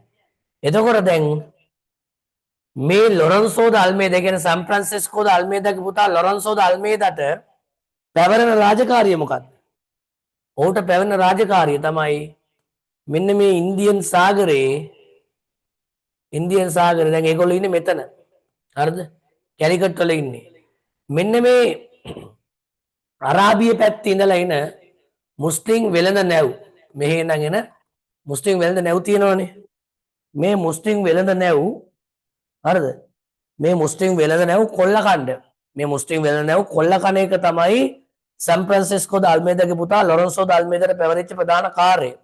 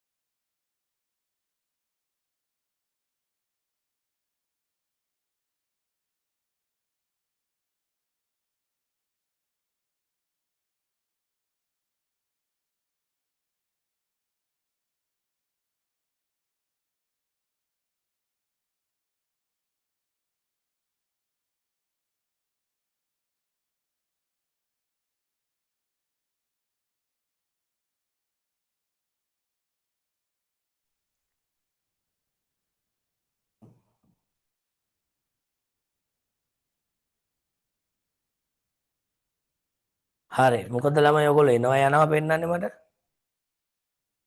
ඇරත්තර එනවා යනවා සිනදී දැන් ඔන්න වගකීම බාර දෙනවා මෙන්න මේ ආසියාවට එන ඉන්දියාවට එන ඉන්දියන් සාගරයට එන මුස්ලිම් නැව් වලට පහර දෙන්න තමයි ලොරන්සෝ දල්මේදාම පාවිච්චි කරන්නේ ෆර්නාඩෝ කුට්‍රියම පාවිච්චි කරන්නේ හරිද ෆර්නාඩෝ කුට්‍රියම් ඇතුළු මේගොල්ලන්ගේ රාජකාරිය තමයි මේ මුස්ලිම් වරුන්ගේ නැව් වලට ආසියාව ඉන්දියන් සාගරයට එන්න දෙන්නේ නැහැ. ඒවා කොල්ල ගන්න තමයි මේ සෙට් එක දාලා තියෙන්නේ. දැන් මොකද කරන්නේ? මේගොල්ලෝ මේ මුස්ලිම් වරුන්ගේ නැවක් පස්සේ පන්නනවා පහර දෙන්න. මේ නැව කොල්ල ගන්න. අම්මට සිරේ මුං ගමන් කරපු නැව අහු වෙනවා කුණාටුවකට. දිය වෙලකට ගහගෙන අහුවෙලා ගහගෙන මුගේ නැව මෝදුපත් වෙලා කරුමෙට එනවා ලංකාවේ ගාල්ලට. හරිද? ලංකාවේ ගාල්ලට ගහගෙන එනවා. ලොරන්සෝ ද අල්මේදා කොළොන්තොටට යහපත් නාවිකයා. එහෙමනේ කියන්නේ. කොළොන්තොට නෙමෙයි ආවේ ගාල්ලට ආවේ. ආම්බෙන් හොම්බෙන් ආවේ. ආම්බෙන් හොම්බෙන් ආවේ. හරිද? දැන් ඔන්න පෘතුගීසීන් අහඹු ලෙස 1505 නොවැම්බර් මාසේ 15 වෙනිදා පළවෙනි වතාවට ඔන්න ලංකාවට එනවා. හරිද? යහඹු ලෙස ආවේ. ඔන්න පෘතුගීසීන් ආවේ අර මුස්ලිම් වරුන්ගේ නැවක් කොල්ල ගන්න ගිහිල්ලා උන්ව ගුණාටුවකට වෙලා අහම්බෙන් අපේ රටට ගහගෙන ආවා. ඒ ගහගෙන ආපු සෙට් එකේ ලොරන්සෝ දල්මේදා ෆර්නාඩෝ කුට්‍රියම් පයෝද සවස කියලා තුන් දෙනෙක් ඉන්නවා. හරි? දැන් පෘතුගීසි ලංකාවට පැමිණි අවදියේ ලංකාවේ දේශපාලන තත්ත්වය. අපි එතනට යන්න හදන්නේ ඒ කාරණා ටික කියන ගමන් චූටි කැලලකුත් කියලා දාන්නම්. හරිද? ඒ තමයි දැන් පෘතුගීසි ලංකාවට අහම්බෙන් ආවේ. ගාල්ලට ආව මේගොල්ලොන්ගේ නැවේ කාලතුවක්කු තිබුණා. ඌරෝ හිටියා, කුකුල්ලෝ හිටියා, එළුවෝ හිටියා. සත්තුත් ඉන්නවා. ඉතින් මොකද සති ගානකට ඇති වෙන ආහාරත් ඕනේනේ. මරනවා, උච්චනවා, කනවා. එතකොට මේගොල්ලොන්ගේ නැව මුහුදුපත් වෙලා ගාල්ලට ගහගෙන ආවා. ගාල්ලට ආවට පස්සේ මුන් කොහොම හරි කරලා නැව අටව ගන්නවා. නැව අටවගෙන ඒගොල්ලෝ ආයේ කොහොම හරි කරලා ආවා කොළඹට. කොළඹට ආවම කොළඹ ඉන්න මුස්ලිම්වරු. ඒතර මේගොල්ලන්ට මුස්ලිම්වරු කතා කරන භාෂාව පිළිබඳ හොඳට පුළුවන්. කොහොම හරි ලංකාවේ ඉන්න මුස්ලිම්වරුන්ගෙන් දැනගත්ත මේ කොහෙද තමන් ඉන්නේ. මේක පෘතුගීසින් නම් කරන්නේ සෙයිලාවෝ කියලා. සෙයිලාවෝ කියලා දැනගත්තා. රයිට් සෙයිලාවෝ කියන්නේ තමන් මෙච්චර දවසක් හොයපු රට. රයිට් මෙච්චර කාලයක් ඒගොල්ලෝ හොයා හිටියේ මේ සෙයිලාවෝ තමයි. හොඳට සෙයිලාවෝ හම්බුණා. හරිද? ඊට පස්සේ දැන් මුන්ට හරි බඩගිනි සතියක් විතර දැන් වෙනවා ලංකාවට ඇවිල්ලා. හරියට කාලා බීලත් නැහැ. රයිට් මොහොතෙන් මාළු අල්ලනවා. මාළු අල්ලලා මාළු කන්න දැන් ඕනි කරන ප්‍රධාන දෙයක් තමයි දෙහි ඕනි. දෙහි නැහැ. ඊට පස්සේ දැන් අපේ රටේ කොළඹ කියන වෙළඳ මධ්‍යස්ථානයක්, ඒ කියන්නේ හොඳට වෙළඳාම් කරන තැන දෙහි අපි කොහොම හරි අපේ මිනිස්සුන්ට ලොකු මුදලක් දීලා පගෝදි විශාල මුදලක් දීලා දෙහිත් අරගෙන මාළුත් කාලා ඔක්කොම කරනවා, වයිනුත් බොනවා, පානුත් කනවා. පාන් කකා වයින් බොනවා. පාන් කකා මාළු කකා වයින් බොනවා. අපේ මිනිස්සු මේක දකින්නේ තිරිවානගල් කකා ලේ බොන ජාතියක්, යකඩ තොප්පි දාලා යකඩ හැට්ට ඇඳලා ඉන්න මහා අරුම පුදුම ජාතියක් ඇවිල්ලා ඉන්නවා කියලා දකිනවා. මෙහෙම අරුම පුදුම ජාතියක් ඇවිල්ලා ඉන්නවා කියලා දැක්කට පස්සේ මේ යෝධයෝ ටික අපේ රටේ සිංහල මිනිස්සු ටික මේක ගිහිල්ලා කියනවා රජතුමාට. කෝට්ටේ තමයි එතකොට මේ අපේ රාජධානිය. කෝට්ටේ රජතුමා ධර්ම පරාක්‍රම බාහු සහ අටවන පරාක්‍රම බාහු තාත්තයි පුතයි තමයි රට පාලනය කරන්නේ. අටවන පරාක්‍රම බාහු රජතුමාට කියනවා මේ පණිවිඩය. රජා සෑහෙන්න බය වෙනවා, කලබල වෙනවා. මොකද යකෝ ලේ බොන තිරිවානගල් කන යක්කු ටිකක් ඇවිල්ලා ඉන්නවා කිව්වට පස්සේ බය වෙන්නේ නැද්ද? ඒගොල්ලොන්ගේ ගාව තියෙන තුවක්කු වලින් පිට වෙන හඬ යුගන්ධර පර්වතයේ පෙරලෙනකොට එන හඬ වගේ දෝංකාර දෙනවා කියලා කියනවා. බොහොම අරුම පුදුම જાතියක් යකඩ තොප්පි දාලා යකඩ හැට්ට දාලා ඉන්න මිනිස්සු ටිකක් ඇවිල්ලා ඉන්නවා කියලා කිව්වට පස්සේ රජුරෝ කියනවා වහාම උන්ව මෙහෙට අරන් වරෙන් හැබැයි කෙටි මගක් තියෙද්දී දුර පාරකින් අරන් එන්න කියලා තමයි කියන්නේ. හරිද? කෙටි පාරක් තියෙද්දී කොළඹ ඉඳලා කෝට්ටේට එන්න පුළුවන්. ඌවයි දෙකයි බල්ටියක් ගහපුවම කොළඹ ඉඳන් කෝට්ටේට එන්න පුළුවන්. හැබැයි මොකද කළේ? කෙටි දුරක් තියෙද්දී තාම දුර පාරකින් එක්කගෙන එන්න කියලා කිව්වා. හරිද? කොහොම හරි ෆර්නාඩෝ කුට්‍රියම් කවුදද? ෆර්නාඩෝ කුට්‍රියම්. ෆර්නාඩෝ කුට්‍රියම් තමයි ලොරන්සෝ ද අල්මේදා එවන්නේ රජතුමා මුණ ගැහෙන්න. ලොරන්සෝ ද අල්මේදා එවනවා ෆර්නාඩෝ රජුරන් ගිහිලා හම්බ වෙන්න කියලා. ලොරන්සෝ ද අල්මේදා ඉන්නේ නෑ. මහින්ද මහත්තයා යුද්ධ කරන්න ගියේ නෑනේ. යුද්ධ කරන්න ගිය අපේ අහිංසක කොල්ලෝ ගෙල්ලෝනේ. ඒ වගේ ලොරන්සෝ ද අල්මේදා ඉඳලා ෆර්නාඩෝ එව්වා. ෆර්නාඩෝ රජතුමා මුණ ගැහෙන්න ආවා. ඇවිල්ලා දැන් ඒ කාලේට තේ එකක් එහෙම බොන්න ඇතිනේ. තේ නෑනේ ඉතින් අනිත් එක මේ කාලේ. මොනවද බොන්න ඇති? ඉතින් ඔය මොන හරි නේද? ඉරමුසු එකක් හරි මොන හරි බොන්න ඇති. දැන් බීලා කාලා වැලි තලප කෑල්ලක් කාලා බොහොම සන්තෝෂෙන් රජුරෝ සහ මේගොල්ලෝ අතර සම්බන්ධීකරණයක් කරනවා මුස්ලිම්වරු භාෂා පරිවර්තක ඉන්න ඇතිනේ.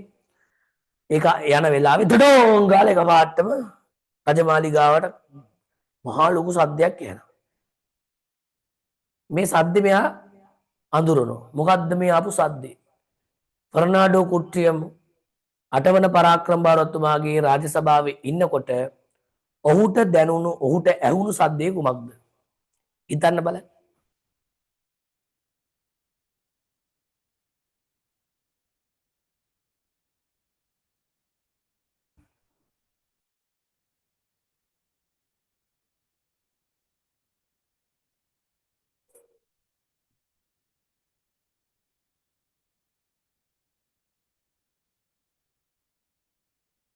මොකක්ද ඇහුණු සද්දේ? අයියෝ කවුරුත් දාලා නැන සද්දේ. කාගේද සද්දේ? වෙඩි හඬ. දැන් මේගොල්ලෝගේ නැවේ තිබුණ මොනවද? කාලතුවක්කු. මේ කාලතුවක්කු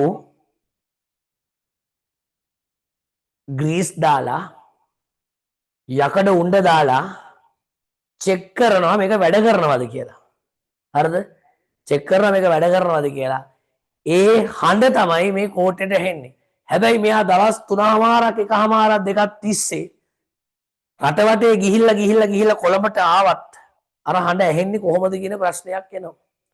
ඒ කියන්නේ කෙටි පාරක් තිබිද්දී දුර පාරකින් රජු විසින් මේ පිරිස එක්කගෙන එන්න සූක්ෂමව කටයුතු කර ඇති බව නේද මේකෙන් ප්‍රත්‍යක්ෂ වෙන්නේ. මේ අනුව පැහැදිලි වෙන කාරණාව තමයි පරංගින්ට කෝට්ටේට එන්න කෙටි පාරක් තියෙද්දී පරංගින්ව දුර පාරකින් එක්කගෙන ඇවිල්ලා කියන කාරණාව.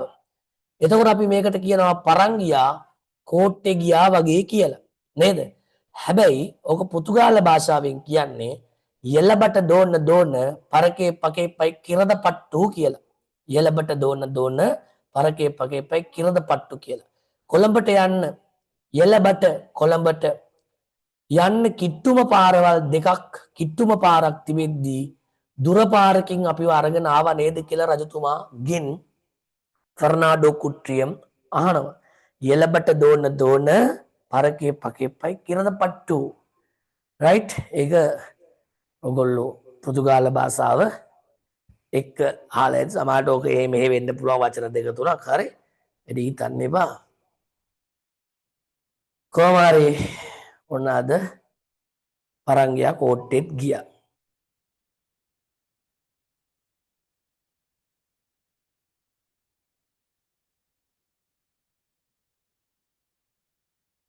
පෘතුගීසීන් ලංකාවට පැමිණ විට ලංකාවේ දේශපාලන බලය කොහොමද තිබුණේ? පෘතුගීසීන් ලංකාවට පැමිණ විට ලංකාවේ දේශපාලන ඒකාබද්ධතාවයේ බිඳ වැටී තිබිණි. 1415 දී 6 වන පරාක්‍රම බාහු රජතුමා කෝට්ටේ රාජධානිය ආරම්භ කළා. ඒ කෝට්ටේ රාජධානිය බලයට පත් වෙලා ඔහු අවුරුදු 53ක් වගේ කාලයක් ඉතාම ස්වාධීන පාලනයක් ගෙනිච්චා. රාජධානිය බලයට පත් වන විට ස්වාධීනව පැවති කන්ද උඩරට යාපනය වන්නි රාජ්‍ය 18ක් තිබුණා. මේ ඔක්කොම යටපත් කරගෙන 6 වෙනි පරාක්‍රම බව ලංකාව එක්සේසත් කළා මුළු රටේම පාලකයා බවට පත් වෙලා හිටියා. නමුත් පෘතුගීසින් ලංකාවට එනකොට 16 වෙනි සියවස වන විට ඒ කියන්නේ 1505 වෙනකොට ලංකාවේ දේශපාලන ඒකාබද්ධතාවය පිරිහි ගොස් තිබිනි. එනම් නැවත වරක් කන්ද උඩරට වෙනම රාජ්‍යයක්, කෝට්ටේ වෙනම රාජ්‍යයක්, යාපනයේ වෙනම රාජ්‍යයක් විදිහට මේ රාජධානි තුනක් විදිහට ලංකාවේ දේශපාලන විකේන්ද්‍රගත වෙලා තියෙනවා. රයිට් වන්නිවරුන් යටතේ ස්වාධීනව පැවතිනි. මෙම කාල පරිච්ඡේදය වන විට ලංකාවේ බලවත්ම රාජ්‍ය වූයේ කෝට්ටේ රාජ්‍යය කියන්නේ පෘතුගීසින් එන්නේ 1505 නම් ඒ වන විට ලංකාවේ අගරාජ්‍ය අපේ රටේ ප්‍රධාන රාජධානී බවට පත් වෙන්නේ කෝට්ටේ රාජ්‍යයයි. කෝට්ටේ රාජ්‍ය විශාල භූමි ප්‍රදේශයක් පුරා ව්‍යාප්තව පැවති දේශ සීමාවක් වූයේ උතුරින් මල්ලතුවයත් දකුණින් වලවේ ගඟත් නැගෙනහිරින් මධ්‍යම කඳුකරයටත් බටහිරින් මහා සාගරයටත් සීමා වී තිබිනි. ආයිත් දාගන්න මේ කියන කාරණාව හොඳටම. දැන් මේ කෝට්ටේ රාජධානියේ සීමාව. හරිද? කෝට්ටේ රාජධානියේ සීමාව.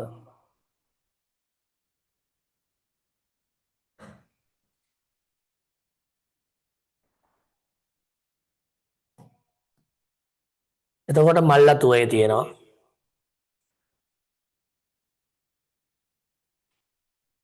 උතුරින් මල්ලතුවේ. හරිද?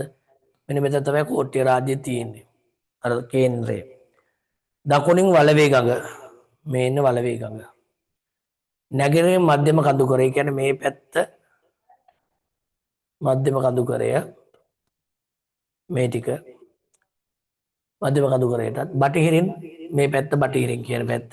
එතකොට ආසන්න වශයෙන් මෙන්න මේ ප්‍රදේශය තමයි කෝට්ටේ රාජධානිය කියලා කියන්නේ.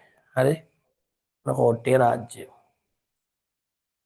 ඒ දේශ සීමා වූයේ උතුරින් මල්ලතුවයත් දකුණින් වලවේ ගඟත් නැගෙනහිරින් මධ්‍යම කඳුකරයත් බටහිරින් ඉන්දියන් සාගරයත්. කෝට්ටේ රාජ්‍යයට සත්කෝරලය මේ තියෙන සත්කෝරලය. සතර කෝරලය, තුන් කෝරලය, දෙකොරලය, රයිගම, ඊට පස්සේ මාතර මේ පැත්ත. රයිට්? එතකොට මේ විදිහට මේ ප්‍රදේශ කෝට්ටේ රාජ්‍යයට අයිති වෙලා තිබිලා තියෙනවා. හරි.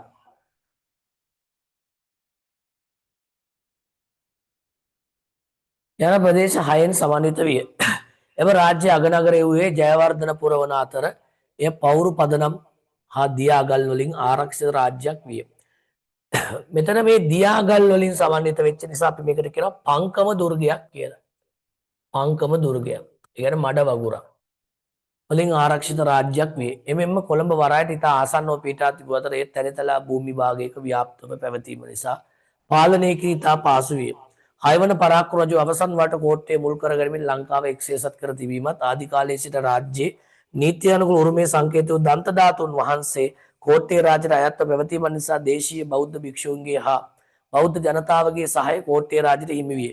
ඒ නිසා අනෙකුත් ප්‍රාදේශීය රාජ්‍යන් වල ප්‍රාදේශීය පාලකයන්ද සිය අගරජු වශයෙන් සලකුණු ලැබිය කෝට්ටේ රජු බව පැහැදිලිය. එමෙම කෝට්ටේ රජු චක්‍රවර්ති සිංහලාදීශ්වර යන විරුද්ධ නාම භාවිතා කර තිබීම නිසා ඔහු අගරජු ලෙස සැලකූ බව පැහැදිලිය. ඊට අමතරව වසරක් පාසා යුව රජ කුමාරවරු සාමන්ත යන පාලකයන් තම පිරිස් රැගෙන දින 16ක් තිස්සේ කෝට්ටේ පැවති පෙරහැරට සහභාගී වූ බව සඳහන් වේ. යුව රජවරු, රජ කුමාරවරු, සාමන්තවත් ප්‍රාදේශීය පාලකයන් තම පිරිස් රැගෙන දින 16ක් තිස්සේ දිවයිනේ වෙනත් ප්‍රදේශවල ඉන්න ප්‍රාදේශීය නායකයන් කෝට්ටේ පැවති පෙරහරට සහභාගී වූ බව සඳහන් වේ. ඔවුන් එයට සම්බන්ධ නොවුවහොත් පෙරහැර අවසන් වූ පසු ඔවුන්ට දඩුවම් ලබා දීමට හමුදාව පිටත් කර හරිනු ලැබූ බව සඳහන් වේ. ඒ කියන්නේ මුළු රටේම පාලනය සෙසු පාලකයන් පිළිගත යුතුයි කියන කාරණාව.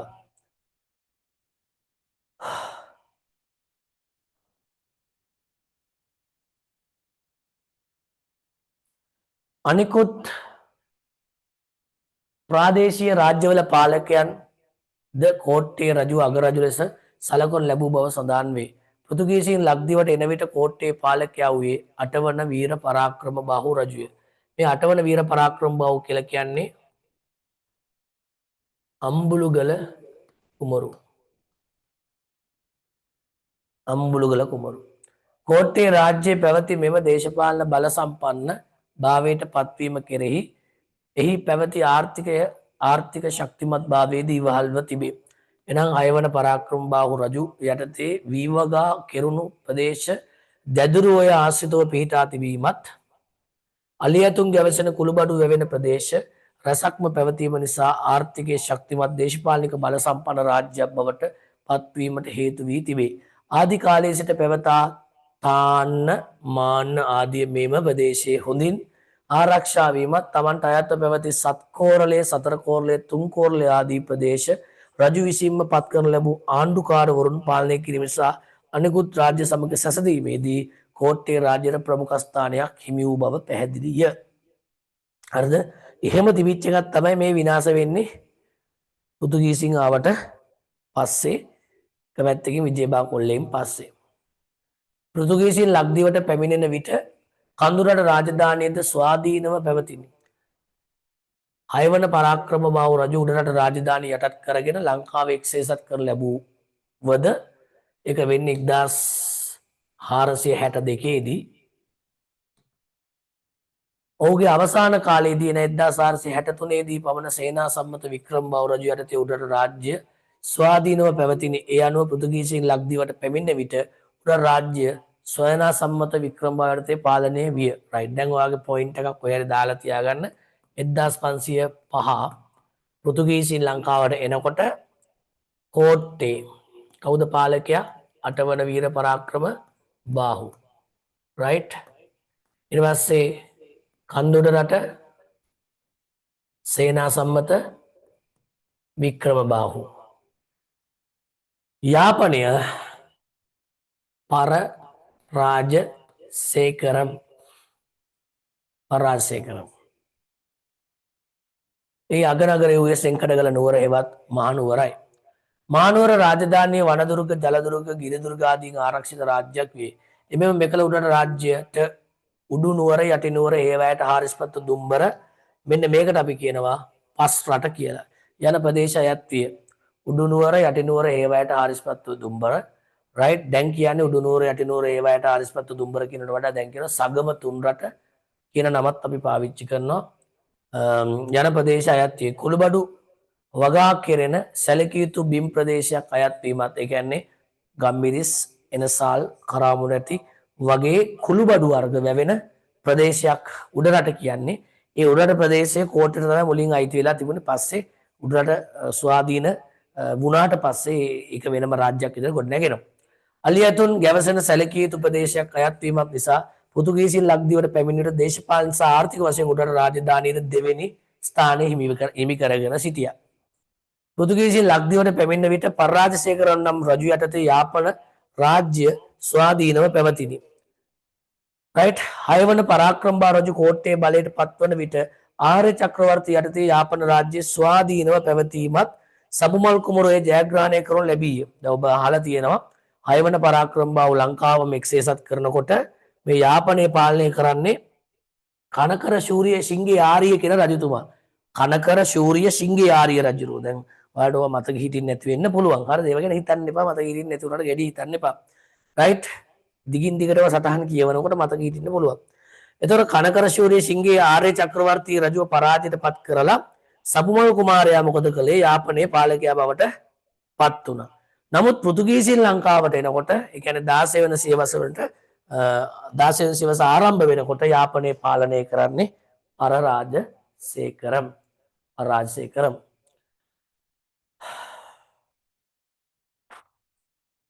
රයිට්. එතකොට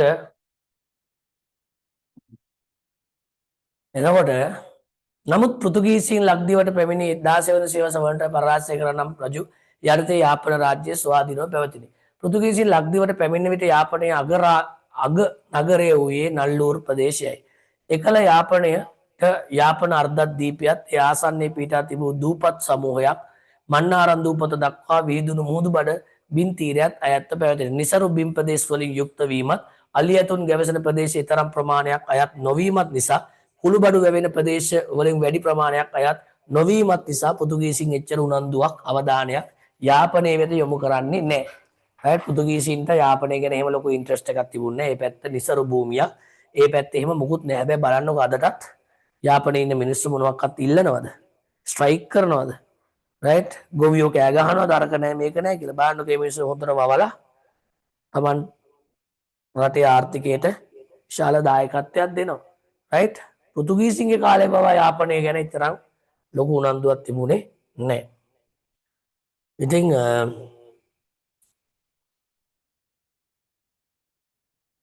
ඉහත ප්‍රධාන රාජ්‍යයන් තුන හැරුණු විට යාපන රාජ්‍ය හා ආණ්ඩුව රාජ්‍ය අතර පොදුවේ වන්නි යන නමින් ඇඳුණු ප්‍රාදේශීය රාජ්‍යයන් ඒ කියන්නේ පෘතුගීසින් ලංකාවට එනකොට ලංකාව දේශපාලනික ප්‍රපංච හතරකට බෙදෙනවා. මොනවද බෙදෙන ප්‍රපංච හතර? රාජ්‍ය හතර මොනවද? කොටස් හතර මොනවද? පෘතුගීසින් ලංකාවට එනකොට හරිද? ලංකාවේ දේශපාලන බෙදීම කොහොමද තියෙන්නේ? එක පැත්තක වන්නි කියලා පාලන ඒකකයක් තියෙනවා. හරිද? යාපනයේ තියෙනවා. අනිත් පැත්තෙන් කෝට්ටේ තියෙනවා. එක පැත්තකින් උඩ රට තියෙනවා. හරිද? 1යි 2යි 3යි 4යි. හරිද? ඔයාලට පේනවනේ දැන් මොකද්ද කතන්දරේ කියලා? වන්නි යන නමින් ඇඳුණු ප්‍රාදේශීය රාජ්‍යයක්ද විය. ඒවා පාලනය කළ තියෙන වන්නියාර් කියන පාලකයා. වන්නියාර් නම් අධිපතින් යටතේ පාලනය විය. ඒතර ඔයා දන්නවා 6 වෙනි පරාක්‍රම බහු රජුරෝ වන්නි රාජ්‍ය 18ක් පරාජය කළා කියලා. අර අපි කෝට්ටේ රාජ්‍ය ගැන උගන්වනකොට කියලා දුන්නා. right? ඒතර නැගෙනහිර වෙරළේ පිහිටි ත්‍රිකුණාමලයේ මඩකලපුව කොට්ටිආරම යාල පානව පාලුගම යන ප්‍රදේශ බටහිර වෙරළේ පුත්තලමද එම රාජ්‍ය පිහිටි ප්‍රධාන ස්ථාන. මේ තියෙන මොනවද? වන්නි රාජ්‍ය. කොට්ටිආරම යාල පානම පාලුගම හරිද? ත්‍රිකුණාමලය තමන්කඩුව බින්තැන්න හරි.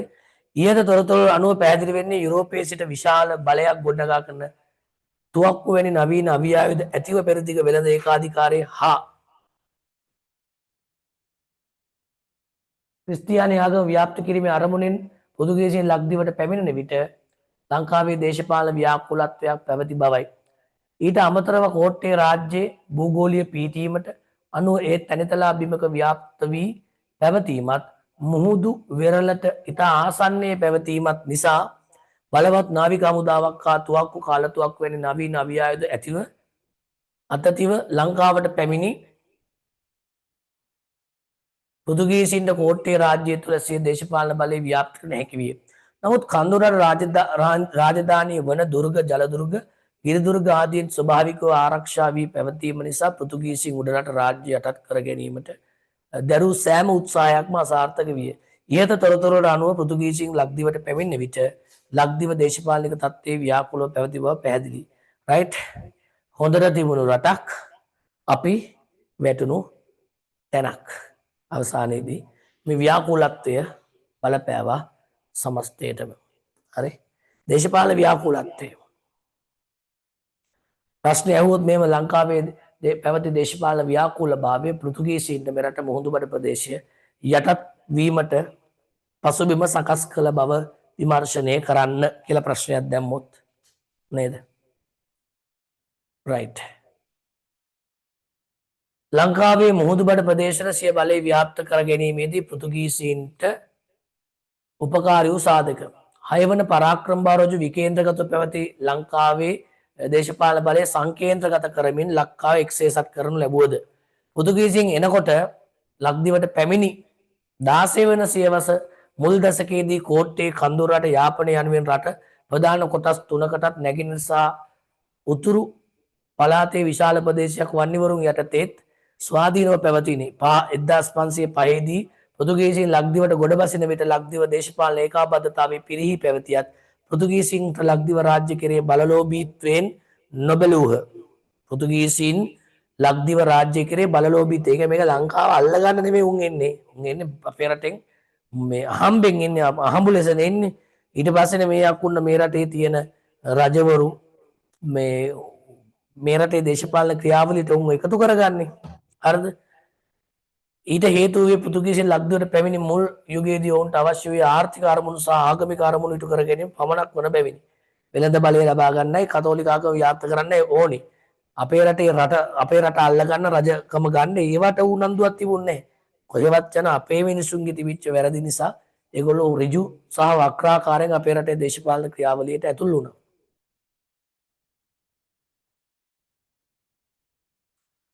නමුත් පෘතුගීසීන් ලක්දිවට පැමිණි අනෙකුත් සාම්ප්‍රදායික වෙළඳන්ගේ වෙනස් වන්නේ මොවුන් අවිගත් වෙළඳ පිරිසක් වීම නිසාවෙනි. අනිතුන් ආවේ බිස්නස් කරන්න සල්ලි සහ බඩු අරගෙන. මේගොල්ලෝ ආවේ අවි අරගෙන අපෙන් බඩු අරයි යන්නේ. ආයුධ වලින් අපිට තක දාලා අපේ බඩු අරයි යන්න ඇවිල්ලා තියෙන කොල්ලකාරයෝ ටිකක්. පෘතුගීසීන් ලක්දිවට පැමිණි මුල් කාල පරිච්ඡේදයේදී ඔවුන්ට මෙරට අභ්‍යන්තරික දේශපාලන ශේෂ්ත්‍රයට අත්පෙවීමේ අපේක්ෂාවක් නොවූ බව පැහැදිලි වන්නේ 1505 ලක්දිවට ගොඩ බැසීමෙන් පසු රජු සමග වෙළඳ ගිවිසුමක් ඇති කරගත්තා. රයිට්? දැන් මේගොල්ලෝ ආපු ගමන් අපේ රටත් එක්ක ගිවිසුමක් ඇති කරගන්නවා. මොකක්ද ගිවිසුම? ලංකාවේ මේ තියෙන කුළුබඩු ඇතුළු වෙළඳ ද්‍රව්‍ය අපි පෘතුගීසීන්ට සපයන්න එකඟ වෙනවා. හරිද? අපේ රටේ තියෙන කුළුබඩු ඇතුළු වෙළඳ ද්‍රව්‍ය පෘතුගීසීන්ට සැපීමට අපි එකඟ වෙනවා. ඒ වෙනුවෙන් අපිට විශාල මුදලක් ගෙවීමට පෘතුගීසීන් කැමති වෙනවා. ඒ ගිවිසුම අත්සන් කරන්නේ අටවන වීර පරාක්‍රම බාහු රජතුමා සහ පයෝද සවුසා කියන පෘතුගීසි නායකයා සමග. පයෝද සවුසා. රයිට්? 1505 දී ලක්දිවට ගොඩ බැසීම පසු රජු සමග වෙළඳ ගිවිසුමකට බැඳී අවසර ඇතිව ඔන්නන්වා තිබූ වෙළඳ ගබඩාවකට දැන් එක පැත්තකින් වෙළඳ ගබඩාවක් පවක් කරන්න අපි ඉඩ දෙනවා කෝට්ටේ රජු විසින් කොළඹ කොටුවේ වෙළඳ ගබඩාවක් ඉදි කරන්න පවා උදව් කරනවා. හැබැයි පස්සේ යනකොට අපිට තේරෙනවා මුන් අපිට කෙලින්න හදන්නේ කියලා අපි ගිහලා වෙළඳ ගබඩාව මුස්ලිම් වරුන් එක්ක එකතු වෙලා කුඩු කරනවා. වෙළඳ ගබඩාවට පහර දීමට සිංහලයන් උත්සාහගත් විට පෘතුගීසීන් විසින් එම බලකොටුව කඩා විනාශයට පත් කරනු ලැබිය. එමෙන්න 1517 වසර අවසර ඇතිව ගොඩ නැංවූ වෙළඳ ගබඩාවට මුස්ලිම් වරුන්ගේ පෙළඹීම මත සිංහලයන් විසින් පහර දීමට උත්සාහ කිරීම නිසා පෘතුගීසීන් විසින් එම බලකොටුව කඩා ඉවත් කරනු ලැබිය. ඉහත තොරතුරට අනුව පෘතුගීසීන්ට මෙරට අභ්‍යන්තර දේශපාලන ශේෂ්ත්‍රයට අතපෙවීමේ අවස්ථාවක් පැවතියේ නම් ඉහත අවස්ථා දෙකෙන් මහඟු පිටුවහලක් ලබාගෙන අවස්ථාවක් තිබුණා. නමුත් පෘතුගීසීන්ට අපේ රටේ බලය සම්බන්ධව කෑදරකමක් තිබුණේ නැහැ මුල් අවධියේදී. නමුත් 1521 සිදුවෙන ස්පොලිං විජේබා අපි කියන විජේබා කොල්ලේ කියලා. මේ විජේබා කොල්ලයත් සමග තමයි මේ தත්ත්වය සම්පූර්ණයෙන්ම වෙනස් වෙන්නේ. හරිද? 1521 විජේබා කොල්ලයත් සමග මේ தත්ත්වය සම්පූර්ණ වෙනස් වෙනවා. දැන් මෙතන ළමයට බබාලාට වගේ විජේබා කොල්ලේ කියන්නේ මේකයි. මේ එහෙම කියන්න බෑ දැන්. හරිද? මේව බබාලා නෙමෙයි ඕගොල්ලෝ යමක් කමක් දැන් දන්න වැඩි හිටි දරුවෝ. රයිට්? 1521 සිදු විජේබා කොල්ලයත් සමග මේ தත්ත්වය සම්පූර්ණයෙන්ම වෙනස් විය. පෘතුගීසීන්ට ලක්දිවට පැමිණෙන විට කෝට්ටේ පාලකයා අටවන වීර පරාක්‍රම බාහු රජු. ඔහු 1509 දී මිය ගිය අතර ඔහුගෙන් පසුව රාජ්‍යත්වයට පත්වේ ඔහු පුත් හයවන විජේබා රජුය. හයවන විජේබා රජු තම පුතුන් තිදෙනාට රාජ්‍ය ලබා නොදී කවුද දරුවෝ තුන්දෙනා බෝනික බාහු රයිගම් බණ්ඩාර මායා දුන්නේ. මේ රයිගම් බණ්ඩාර කියන්නේ එකපාරම රයිගම් බණ්ඩාර බබා හම්බෙනකොට රයිගම් බණ්ඩාර නෙමෙයි මෙයාගේ නම පරරාජසිංහ බණ්ඩාර. පරරාජසිංහ බණ්ඩාර මෙයාගේ නම. හරි පස්සේ තමයි රයිගම් බණ්ඩාර වෙන්නේ. අපි ලේසියට තමයි එලිම රයිගම් බණ්ඩාර දාලා තියෙන්නේ. රයිට්? එතකොට රයිගම් බණ්ඩාර පරරාජසිංහ බණ්ඩාර මායාදුන්නේ කුමාරෝ තුන්දෙනෙක් ඉද්දි රජතුමා මොකද කරන්න හයවන විජේබාහු තව ළමයෙක් ඉන්න ගෑණියෙක්ව කසාද බඳිනවා. ළමයෙක් ඉන්න ගෑණියෙක්ව කසාද බඳිනවා. ළමයාගේ නම දේවරාජ, ගෑණියගේ නම තමයි කීරවැල්ලේ මායාදුණු නුවර කුමාරී. කීරවැල්ලේ කුමාරිය. දේවරාජ නම් අදා වඩාගත් කුමාරයෙකුට රාජ්‍ය ලබා දීම සඳහා කුමන්ත්‍රණය කිරීම නිසා එම කුමන්ත්‍රණය හසු වෙනවා. දැන් මෙයාගේ අලුත් බිරිඳ තමයි කීරවැල්ලේ මායාදුණු නුවර කුමාරිය. එයාට පුතෙක් ඉන්නවා කලින් කසාදෙන්. රයිට්? එයාගේ අපේක්ෂාව තමයි බිරිඳ හරි තරුණයි මේ රජතුමා ටිකක් නාකි. මේ නාකි රජාට නාකි විශේෂ වදිනවා. නාකි විශේෂ වැදුනට පස්සේ මේ භාර්යාව සෑහෙන සන්තෝෂයෙන් මෙයාව තියෙනවා. තියලා මොකද කරන්නේ? හපලා මිරිකලා අරව මේ ඔක්කොම කරලා සතුටු දීලා ඔක්කොම කරලා අවසානයේ මොකද රජාව පොළඹෝලා සතුට වැඩි කරලා රජතුමාට කියනවා මගේ පුතාට රජකම දෙනවද නැද්ද කියලා අහනවා. රජකම දෙන්න ඕන විදිහට දෙන දේවල් ටික දුන්නාම රජා ඔටෝමැටිකලි වෙනස් වෙලා තමන්ගේම ලේවලින් ජාතක වෙච්ච දරුවෝ තුන්දෙනා මරන්න කුමන්ත්‍රණයක් කළා.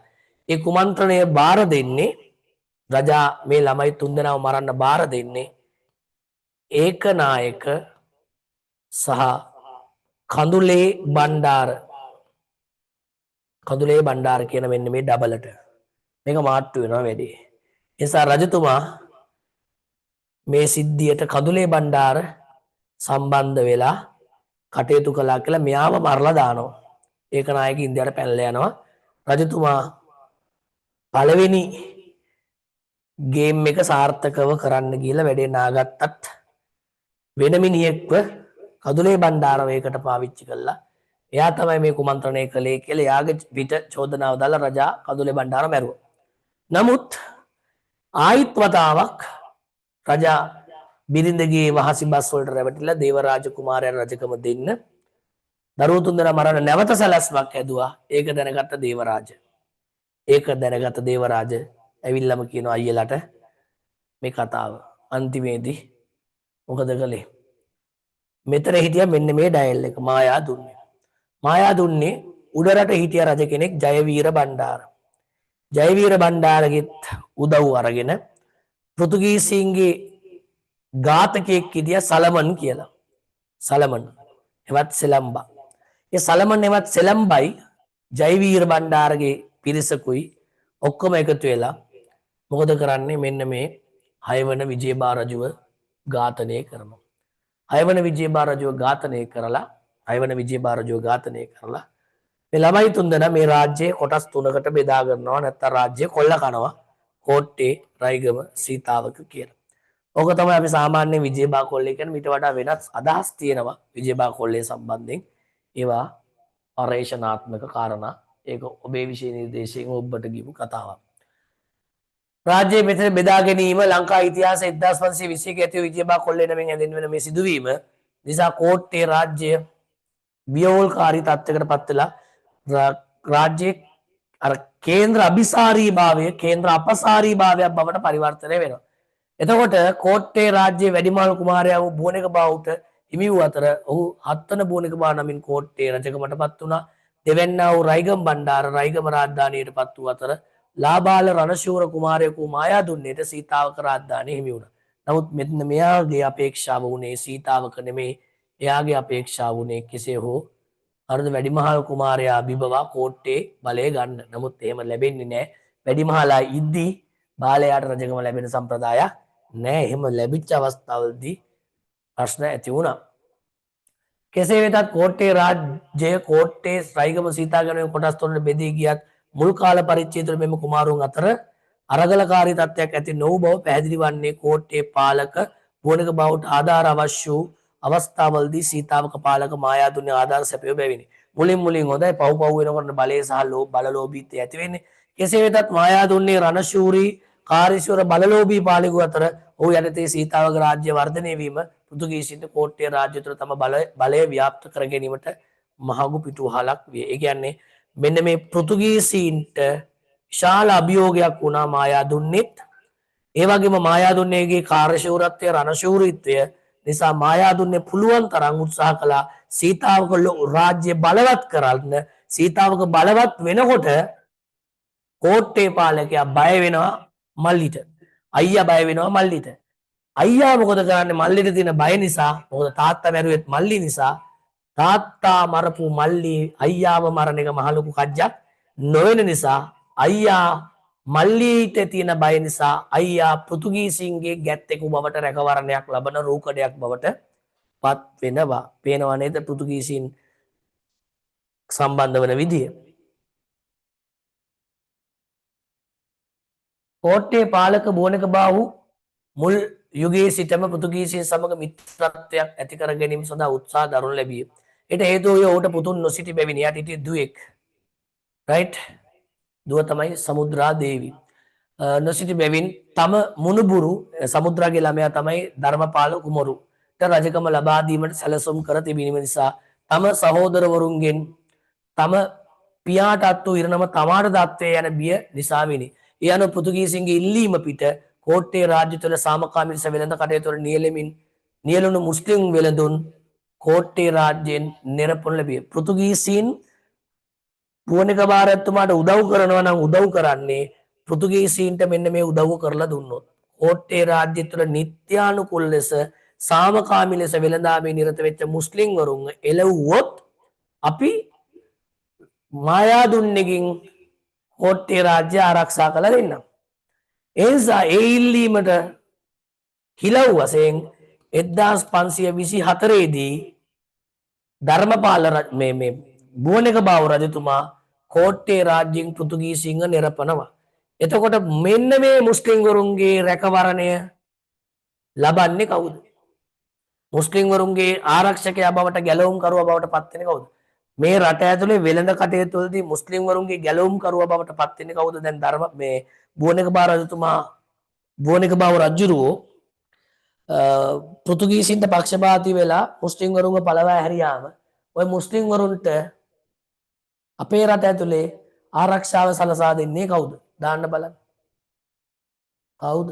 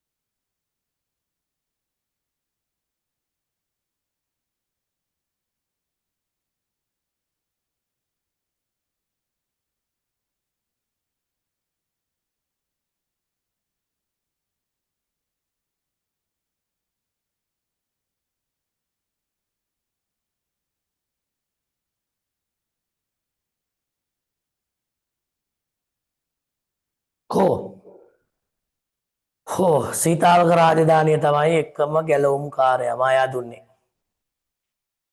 right.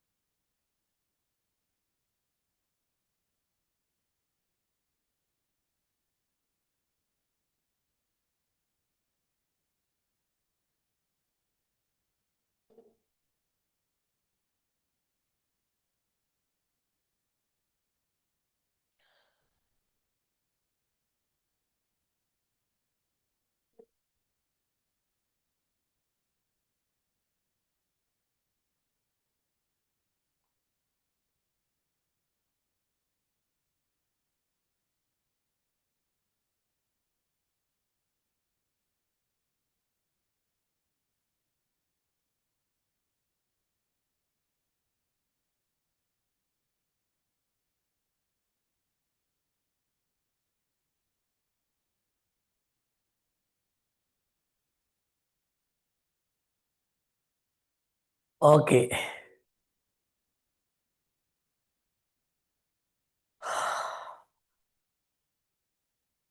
කෝට්ටේ රාජ්‍යයට සාමකාමීව වෙළඳ කටයුතු නියැලුණු මුස්ලිම් වෙළඳුන් කෝට්ටේ රාජ්‍යයෙන් නිරපුන් ලැබියේ. ඊට විරුද්ධව සීතාවක මායාදුන්නේ මුස්ලිම් වරුන්ට සීතාවක ගෙන්වාගෙන පුවනික බාහුගේ ඉහත ක්‍රියාකලාපයට විරුද්ධව යුද්ධ ප්‍රකාශ කරනු ලැබියේ. 1527 මායාදුන්නේ විසින් කෝට්ටේ රාජ්‍යයට විරුද්ධව යුද්ධ ප්‍රකාශ කරනු ලැබුව අතර ඒ සමග බුවනික බාහු තමාගේ ආරක්ෂා සඳහා එවකට කෝට්ටේ රාජ්‍ය සමග සබඳතා පවත්වාගෙන සිටි පෘතුගීසීන්ට ආධාර පැතුව. හරිද? එතකොට දැන් මේ පාර්ශව දෙක අතර සිදුවන පළවෙනි සටනද කියන්නේ අපි ගුරු බැවුල සටන කියලා. මේ ගුරු බැවුල සටන. අරද පළවෙනි සටන ගුරු බැවුල සටන 1527. එතකොට මුස්ලිම් වරුන්ගේ රාජධානියක් තියෙනවා ඉන්දියාවේ සැමෝරින් මුස්ලිම් රාජ්‍යය කියලා. හොඳට අහගන්න ඉන්දියාවේ මුස්ලිම් රාජ්‍යයක් තියෙනවා සැමෝරින් කියලා. එතකොට ඒක තියෙන කැලිකට් වල. එතකොට ලංකාවෙත් මුස්ලිම් කොටසක් ඉන්නවා. ඒගොල්ලෝ අර කැලිකට් මුස්ලිම් වරුන්ගේ නියෝජිතයෝ. ඉන්දියාවේ කැලිකට් වල සිට සැමෝරියන් කියන මුස්ලිම් පාලකයා ලංකාවේ මුස්ලිම් වරුන්ට උදව් කරන්න මායාදුන්නට හමුදාවක් එවනවා. හරිද? ඒතර මුස්ලිම් හමුදාවන්ගෙන් ආධාර ගන්න මායාදුන්නේ කටයුතු කළා. හැබැයි අවාසනාවට මායාදුන්නේගේ සහ කැලිකට් සැමෝරියන් නම් මුස්ලිම් හමුදාවන්ගේ ප්‍රයත්නය සාර්ථක වෙන්නේ නැහැ. ඒක අසාර්ථක වෙනවා. right.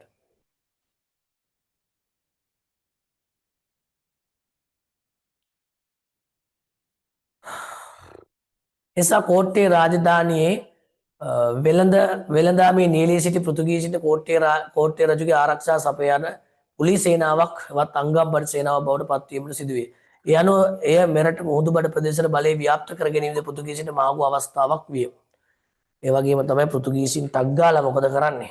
ඒගොල්ලන්ට වාසි සාගත වන විදියට ගිවිසුම් කීපයක් ඇති කරගන්නත් කටයුතු කරනවා. එක ගිවිසුමක් තිබුණා මෙන්න මෙහෙම. පෘතුගීසීන්ගෙන් පෘතුගීසින් අපෙන් අපේක්ෂා කරනවා වසරකට කුරුඳු බාර 400ක්. ඒ කියන්නේ කුරුඳු මෙට්‍රික් ටොන් 80ක්. කුරුඳු කිලෝ 80000. රයිට්? අපි කුරුඳු කිලෝ මෙට්‍රික් ටොන් 80ක් දෙන්න ඕනේ. කුරුඳු බාර 400ක් අවුරුද්දට දෙන්න ඕනේ පෘතුගීසීන්ට. ඒගොල්ලෝ මොකද කරන්නේ? ඒගොල්ලෝ කරන්නේ අපේ රටේ මුහුදු බඩ වෙනත් යුරෝපිකයන්ගෙන් හෝ මුස්ලිම් වරුන්ගෙන් එල්ලවෙන බලපෑම් වලින් ආරක්ෂා කළා දෙනවා. හරිද? එතකොට ඒ වගේම සීතාවක ඇතුළු රාජ්‍යයන් වලින් කෝට්ටේට එල්ලවෙන බලපෑම් වලින් රාජ්‍ය ආරක්ෂා කළා දෙනවා පෘතුගීසීන් විසින්. ඒකට හිලව් වශයෙන් රජුට කුරුඳු බාර 400ක් ගෙවන්න ඕනේ. ඒ අනුව කෝට්ටේ රජු පෘතුගීසීන්ට කප්පම් ගෙවන තත්ත්වයකට පත්වීම මෙරට මුහුදු බඩ ප්‍රදේශවල බලය ස්ථාපිත කිරීමේදී පෘතුගීසීන්ට මහඟු පිටුවහලක් විය. පේනවනේ මේ පොයින්ට්ස් ටික හොඳට බලන්න ඔයා. රයිට්? මේ කාරණා ටික හොඳට බලන්න. බලලා අවබෝධ කරගෙන ඕනේ මේ කාරණා ටික සියල්ලම ධාරණය කරගන්න. නිකන් ආවට ගියට බෑ.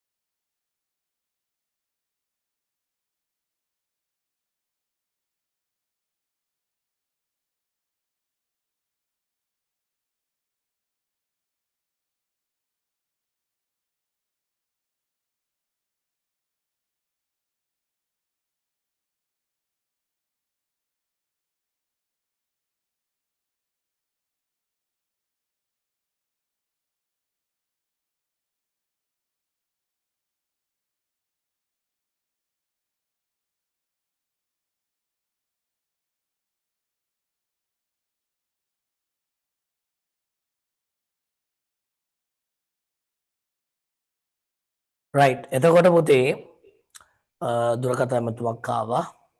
කෝට්ටේ පාලක බෝනකපා රජුට පුතුන් නොසිටි බැවින් ඒ අනුව තමාගේ පසුව තම මුණුබුරු ධර්මපාල කුමරු රාජ්‍යත්වයට පත් කිරීම සඳහා කටයුතු කිරීම නිසා තමාගින් මරණයෙන් අනතුරුව ඔහුට බලය දැන් මේ කතාව පොඩ්ඩක් මම ගැඹුරින් ගේන්නම්. කෝට්ටේ රජතුමා ධර්මපාල මේ බෝනකපා වූ බෝනකපා රජතුමාගේ අපේක්ෂාව තමයි තමන්ගේ මුණුබුරාට ධර්මපාල කුමාර රජකම දෙන්න. ඒක පොඩි කොල්ලෙක්. නමුත් මායාදුන්නේ තමයි මේලෑ වඩාත් සුදුසු කෙනා රජකමට පත් වෙන්න. මොකද රයිගම් බණ්ඩාරත් මේනොල් මැරිලා ඉන්නේ. ඒ නිසා ධර්මපාල කුමාරයාව අනාගතයේ රටේ රජුරෝ විදිහට සූදානම් කරමින් ඉන්නවා. ධර්මපාල රජුව රටේ රජකමට ගේන්න සූදානමින් කරමින් ඉන්නවා බෝනකපා සහ පෘතුගීසින්. මොකද පෘතුගීසින්ට ඕනේ මේ වගේ පොඩි දරුවෙක් රටේ රජුරෝ බවට පත් කළා. ඔවුන්ට ඕනි කළා ඉක්මනින් පෘතුගීසින්ට ලංකාවේ දේශපාලන බලය ගන්න. බලන්න අවුරුදු 20ක් විතර යනකොට ලංකාවේ දේශපාලන ක්‍රමයට පෘතුගීසින් ටක් ගාලා ඉන්වෝල්ව් වෙනවා. කෝට්ටේ පාලක බෝනකපා රජුට පුතුන් නොසිටි බැවින් ඒ අනුව තමාගෙන් පසුව තම මුණුබුරු ධර්මපාල කුමරු රාජ්‍යත්වයට පත් කිරීම සඳහා කටයුතු කිරීම සහ තමාගේ මරණයෙන් අනතුරු ඔහුට බලයට පත් කරන ලෙස පෘතුගීසින් ඉල්ලා සිටින ලැබියේ. අනිත් එක තමයි මේ ධර්මපාල කුමාරයාගේ රූපයක් රත්තරන් වලින් හදලා රන් රුවක් පෘතුගාලයට යවනවා. පෘතුගාලයේ රජතුමාට යවන ලංකාවේ ධර්මපාල කුමාරගේ රූපේ. යවලා එහිදී එක බෞතිස්මය කරලා තුන්වන මේ පෘතුගාලයේ රජතුමා වුණ තුන්වන ජෝර්ජ් රජතුමාගේ අනාගත පාලකයා වශයෙන් එහිදී අභිෂේක කරලා ඔටුනු පළඳවලා ලංකාවට කුමාරයාව ආරක්ෂා කිරීම වගකීම පෘතුගාලයේ ජෝර්ජ් රජුගේ අවසරය මත ක්‍රියාත්මක වන පරිදි සම්පූර්ණ වැඩපිළිවෙලක් හදනවා. කොහොමද ගේම් එක කියලා බලන්නකො පෘතුගීසින්ගේ මේ පොඩි කිරිසප්පෙක්ව රටේ පාලකයා කරලා පෘතුගීසින්ට ඕන විදිහට මේකව රූකඩයක් විතර නටවන්න හදන්නේ. කෝට්ටේ පාලක බෝනකපා රජුට පුතුන් නොසිටි බැවින් ඒ අනුව තමාගෙන් පසුව මුණුබුරු ධර්මපාල කුමරු රාජ්‍යත්වයට පත් කිරීම සඳහා කටයුතු කිරීම නිසා තමාගේ මරණයෙන් අනතුරු ඔහුට බලයට පත් කළ ලෙස පෘතුගීසින් ඉල්ලා සිට ලැබිය. ඒ අනුව එම ඉල්ලීම ප්‍රතිචාරයක් වශයෙන් බෝනකපා රජු ජීවතුන් අතර සිටියදීම 1543 දී ධර්මපාල කුමරුගේ ප්‍රමාණයේ රනින් කළ ප්‍රතිමාවක් පෘතුගාලයට ගෙන ගොස් පෘතුගාලයේ රජු තුන්වන ජෝර්ජ් රජුගේ ප්‍රධානත්වයෙන් වූ අනාගත පාලකයා වශයෙන් ඔටුනු පැලඳු ලැබියේ. ඒ අනුව මෙරට අනාගත පාලකයා වූ ධර්මපාල කුමරු පෘතුගීසින් ආරක්ෂා වැඩතේ බලයට පත්වන පාලකයෙකු වීම මොවුන්ගේ ආධිපත්‍යය තහවුරු කර ගැනීමේ පෘතුගීසින්ට වැදගත්. අනිත් එක මේකට සිංහල ඉගෙනුවේ නැහැ. තනිකර මේකට ඉගෙනුවේ පෘතුගාල භාෂාව. ආගම පරිසරය කතා බහ කරපු ඔක්කොම පෘතුගීසින්ට පක්ෂපාතී වන තමයි දරුවෝ හැදුවේ. ඉතින් ඒ හැදිල්ල ඇතුලේ අවසාන ප්‍රතිඵලය තමයි පෘතුගීස් ධර්මපාල රජතුමාව බලයට ගන්න. අන්තිමේදී මොකද කරන්නේ 1551 දී මෙච්චර දෙයක් කරපු මෙන්න මේ බෝනකපාව පෘතුගීසින් විසින්ම වෙඩි තියලා මරනවා. පරයියකට තබන වෙඩි පහරක් රජාට ඉලක්ක කරලා තියෙනවා. පරයියා තමයි රජා ඇත්තටම. රයිට් පරයියකට තිබ්බ වෙඩි පාරක් විදිහට බෝනකපා රජතුමා මේලා කැලණියේ හිටියේ. කැලණියේ කිසිරිමෙවන් ඒ කියන්නේ කැලණි පන්සල හරි හිටියේ. රජමාලිගාව තිබුණේ එතන. එහිදී වෙඩි තියලා ඝාතනය කළා. රයිට් වෙඩි පාරකින් මිය ගිය අතර ඔහු සතුරු වෙඩි පාරකින් මිය යනතුරු තම ස්වාධීනත්වය රැකගෙන පෘතුගීසින් අත නොලැවෙන රූකඩයක් බවට පත් නොවිය. ඒ කියන්නේ දැන් මෙයා ඇත්තටම මේ පෘතුගීසින් කියන පදයටම නැටුවෙත් නැහැ. තමන්ගේ මල්ලිලාට මායාදුන්නලාට එරෙහිව මායාදුන්නව මරන්න පෘතුගීසින්ට ලොකු උමනාවක් තිබුණා. ඒකට ඉඩ දුන්නෙත් නැහැ. හරිද? නමුත් සහෝදරකමක් තිබුණා. කෙසේ වෙතත් ඒ පැහැදිලි වෙන්නේ 1543 දී ධර්මපාල අනාගත පාලකයා වශයෙන් ඔටුනු පැනදවීමෙන් අනතුරුව පළවන බෝනකපා රජු ක්‍රිස්තියානි ආගම වැළඳ ගනිතියයි සිතා ක්‍රිස්තියානි ආගම වැළඳ ගන්නා ලෙස ඉල්ලා සිටිමින් ඒ සඳහා අවශ්‍ය ක්‍රිස්තියානි පූජකවරු විශාල පිරිසක් ලක්දිවට එවනු ලැබුවද බෝනකපා රජු ක්‍රිස්තියානි ආගම වැළඳ ගත්තේ නැහැ. ඔයා දැනගන්න මේ විශාල වැදගත් කාරණාව ධර්මපාලගේ රූපය යවනවා පෘතුගාලයට යවලා මේ රූපේ යවලා ඒගොල්ලෝ නැවත ආයි එනකොට ලංකාවට එනවා ෆ්‍රැන්සිස්කන් නිකායට අයත් පූජකවරු 7 දෙනෙක්. හරිද? ඒ ලංකාවේ රජතුමාව කතෝලික කරන්න තමයි එන්නේ. නමුත් ලංකාවේ රජා බෝනකපාව කතෝලික ආගම වැළඳගත්තේ නැහැ. හරිද? ඒක ඉතින් ලොකු අප්සෙට් එකක් පෘතුගීසීන්ට. අනිත් පැත්තෙන් විච්ච කාරණාව තමයි ලංකාවේ හැමතැනම මුහුදුබඩ ප්‍රදේශවල ක්‍රිස්තියානි ආගම කතෝලික ආගම ව්‍යාප්ත කිරීමට රජතුමාගෙන් අවසර ගත්තා. රයිට්? ඒක සාර්ථක වුණා. බෝනකපා රජු ක්‍රිස්තියානි ආගම වැළඳ ගැනීමේ කාර්යය එකහෙලාම ප්‍රතික්ෂේප කිරීමත් සීතාවක පාලක මායාදුන්නේ රජුව පෘතුගීසින් විසින් සහ මුලින්ම විනාශ කිරීමට උත්සාහගත් අවස්ථාවේදී බෝනෙක බාරජු ඊට විරුද්ධව විරුද්ධත්වය ප්‍රකාශ කොට එවැනි අවස්ථා තමන් තම සහෝදර මයාදුන්නේ සමග එකතුව පෘතුගීසින් විරුද්ධව නැගී සිටින බව ප්‍රකාශ කරමින් සිය ස්වාධීනත්වය තහවුරු කර ගැනීමට සමත් වූ බව පැහැදිලි. මොනවනටත් පොඩි ලව් එකක් මායාදුන්නේ පිළිබඳව තියෙන්නේ නැති. මොකද සහෝදරයා නිසා නැත්තම් පෘතුගීසින් ඒක ඇතුළේ සහෝදරයා මරන්න තිබුණානේ. එම කලේ නැහැ. එහෙනම් පෘතුගීසින් මෙයාව ඊට කලින් මැරුවා. 1551 බෝනෙගබා රජුගේ මරණයෙන් පසුව රාජ්‍ය අතරපත් ඉතා ලාබාලවිය පසුව පෘතුගීසින් යටතේ සිටි ධර්මපාල කුමරුය. ඔහු පෘතුගීසින් අත නොවැළෙන රෝකඩයක් බවට පත්වීම පෘතුගීසින් මුහුදුබඩ ප්‍රදේශයේ සිය පාලනය තහවුරු කර ගැනීමේදී වැදගත් විය. කෙසේ වෙතත් බෝනෙගබා රජුගේ මරණය පිළිබඳ පෘතුගීසින් විරුද්ධව දැවැන්තව නැගී සිටි පුද්ගලයෙකු වූයේ වීදිය බණ්ඩාර. වීදිය බණ්ඩාර කියන්නේ කවුද? මේ කියන ධර්මපාලගේ තාත්තා. ධර්මපාලගේ තාත්තා. හරිද? පුතාවත් තාත්තව රකින්නේ මේ වීදිය බණ්ඩාරව තාත්තවත් පෘතුගීසින් මරනවා. මායාදුන්නෙත් එක්ක එකතු වෙලා. බෝනෙක බාවුගේ මරණය අන්තිමේදී මායාදුන්නේකින් උදව් අරන් තමයි වීදිය බණ්ඩාරව මරන්නේ. එතන වෙනම පෞල් ප්‍රශ්නයක් තිබුණා. වීදිය බණ්ඩාරව මායාදුන්නේ එක තිබුණා තරහක්. ඒ තමයි මායාදුන්නේගේ දුව රාජසිංහගේ නංගි. හරිද? ඒ තමයි සූර්ය දේවිය රාජසිංහ කුමරිය. එයාව වීදිය බණ්ඩාර තමන්ගේ එක බිසවක් විදිහට ගත්තා. ඒක ගේම් එකක්. ඒ ගේම් එක එයා ප්ලේ කළා ලස්සනට යම්කිසි කාලයක්. ඒක ලස්සන කතාවක්. නමුත් ඒ හිස්ටරි එක අද කියන්න කතා කරන්න යන වෙලාව ප්‍රමාණවත් මදි. කොහොමවත් අද මේ සාකච්ඡාව දැන් දිගට මැදිච්ච නිසා මේකෙන් ඉස්සරහට යන් අද ඉන්දියාව කරන්න වෙන්නේ නැති සීන් නැති ඉන්දියාව හෙට රාත්‍රී 9 කාලට පටන් ගන්න එක මතක තියාගන්න ඔළුවේ තියාගන්න එකත් රයිට්. බදාදට මම ඔයගොල්ලන් ඉන්දියන් ඉතිහාසය වෙනම සාකච්ඡා කරනවා. රයිට්. ඒ කතා කරන්නේ ලංකාවේ ඉන්දියානු ඉතිහාසයේ වෛදික ශිෂ්ටාචාරය රික් වෛදික පශ්චාත් වෛදික ගැන කතා කරනවා බදාදට. අරද බ්‍රහස්පතින්දාට අපි බ්‍රහස්පතින්දාට යුරෝපා මොඩර්න් හිස්ටරි එක වෙනම සාකච්ඡා කරන ස්පීඩ් රයිටින් එකකට යනවා. ඒකත් මතක තියාගන්න බ්‍රහස්පතින්දාට. හරි?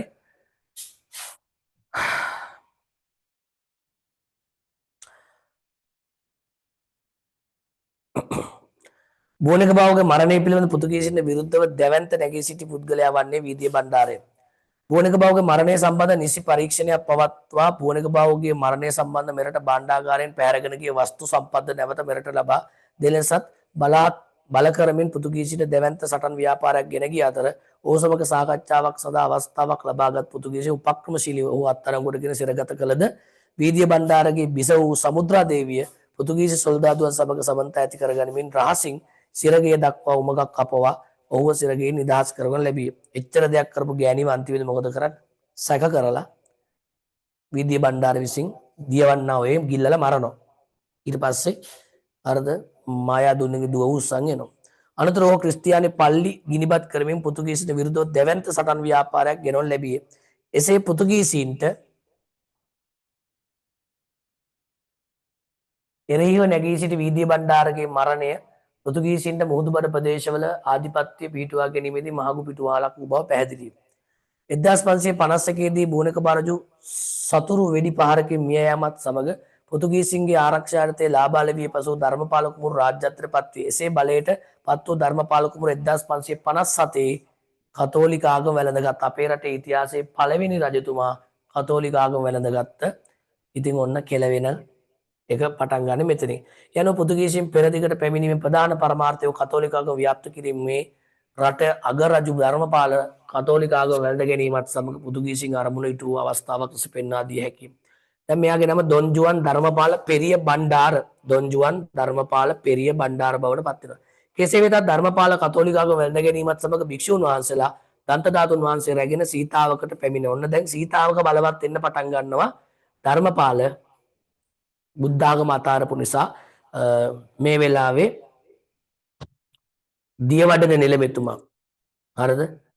දියවඩන නිලමෙතුමා භික්ෂුන් වහන්සේලාට කට්ටියම එකතු වෙලා හිරිපිටියේ දියවඩන නිලමෙතුමා ඇතුළු පිරිස එකතු වෙලා මොකද කරන්නේ? දලදා හාමුදුරන් අරන් ගියා සීතාවකට. රයිට්. දැන් එතකොට දළදාව තියෙන තැනනේ ප්‍රධාන රාජධානිය. ඒතර කෝට්ටේ ප්‍රධාන බව අහිමි වෙනවා 1557 දී. ධර්මපාල කතෝලිකව වැළඳ ගැනීමත් සමග භික්ෂුන් වහන්සේලා දන්තධාතුන් වහන්සේ රැගෙන සීතාවකට පැමිණි නිසා සිංහල බෞද්ධ ජනතාවගේ සහයෝගයෙන් සීතාවක රාජ්‍යයට හිමි විය. පෘතුගීසින් විරුද්ධව සීතාවක රාජ්‍යයේ බලය ප්‍රබලව වර්ධනය වෙන්න පටන් ගන්නවා. කෝට්ටේ රාජ්‍ය පෘතුගීසින් පක්ෂපාතී වීමත් සමග ක්‍රමක්‍රමෙන් සීතාවක රාජ්‍යද වර්ධනය විය.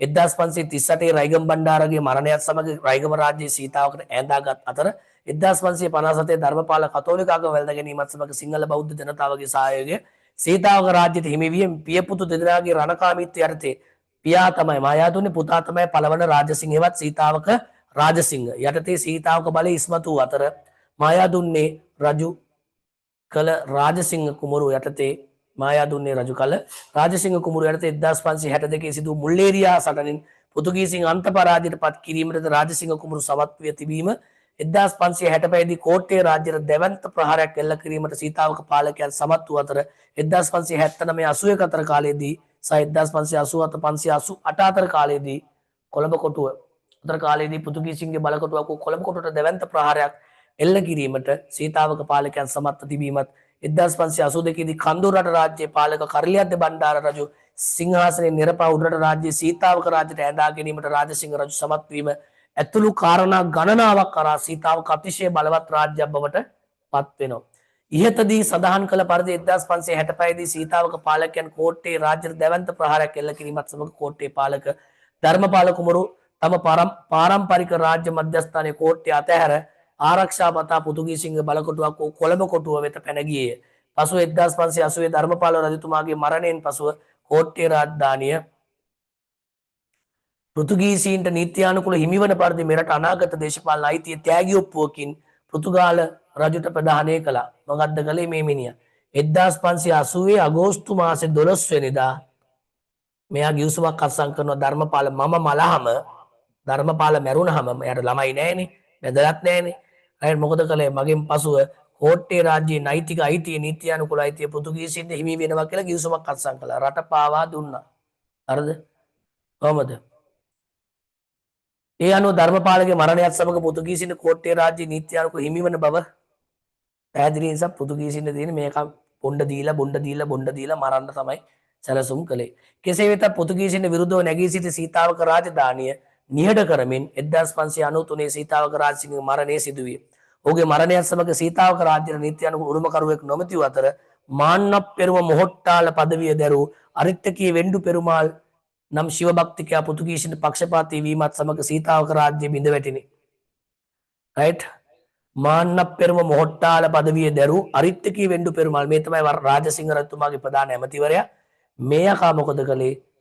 ශිව භක්තිකයෙක් පෘතුගීසින්ට පක්ෂපාතී වෙලා සීතාවක රාජ්‍ය පාවා දුන්නා පෘතුගීසීන්ට. එනිසා පෘතුගීසීන්ට සීතාවක රාජ්‍ය කොටසක් සීතාවක රාජ්‍ය යනවා. අන්තිමේ මෙයා නම වෙනස් කළා අරිත්තකී වෙන්ඩු පෙරුමාල් වුණා. මෙයා දැම්ම නමක් ජයවීර බණ්ඩාර කියලා. මෙයාගේ නම ජයවීර බණ්ඩාර වෙනවා මෙතනින් පස්සේ. හරිද? ඔතනින් පස්සේ මෙයා ජයවීර බණ්ඩාර කෙනෙක් වෙලා මෙයාගේ ටාගට් එක වෙන්නේ කුසුමාසන් දේවියව කසාද බැඳලා ලංකාවේ රජකමට පත් වෙන එක. ඒක කරගන්න හම්බෙන්නේ නැහැ. ඊට කලින් එයාව මරනවා පේරෝ ලෝපෙද්ද සූසා. ලොකු කතාවක් මේක දිගට ඇදෙනවා. ලොකු කතාවක් දිගට ඇදෙනවා. හරි? කියවලා නැති දැනුමක් නැති කිසි කෙනෙකුට මේ හත්තිලව් තේරෙන්නේ නැහැ. හරිද? මම ඔබට උගන්වනකොට මේ සියල්ල උගන්ලා තියෙනවා. නමුත් ඔබ තවදුරටත් ඒක සාර්ථකව ඉගෙන ගත්ත බව ප්‍රත්‍යක්ෂ කරන්නව නම් සුපිරි. රයිට්. කොහොම හරි අන්තිමේදී ධර්මපාල රජතුමා 1597 මැයි මාසේ 29 වෙනිදා මිය ගියා.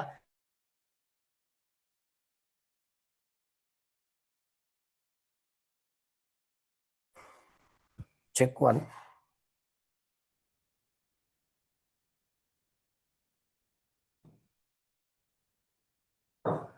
හරි 1597 ධර්මපාල රජතුමා මැයි මාසේ 29 මැරෙනවා. කොමාරි මැයි 30 වෙනකොට අර ධර්මපාල රජතුමාගේ තෑගි ඔප්පුව අරගෙන එනවා කොහෙටද? මේ තෑගි ඔප්පුව අරන් එනවා කොහෙටද? එවකට ලංකාවේ පෘතුගීසි කපිතාන් ජෙනරල් වෙලා හිටියේ මේ දොන් ජෙරනිමෝ ද අසවේදු අසවේදුගේ ගේ තිබුණේ මල්වානේ. මල්වානේ ගෙදරට ගෙනල්ලා අර ගිවිසුම සිංහල නායකයන් ඉස්සරහා ප්‍රකාශයට පත් කරලා අද පටන් මේ රාජ්‍ය අයිතිය නෛතිකව හිමි වී යුත්තේ කාටද?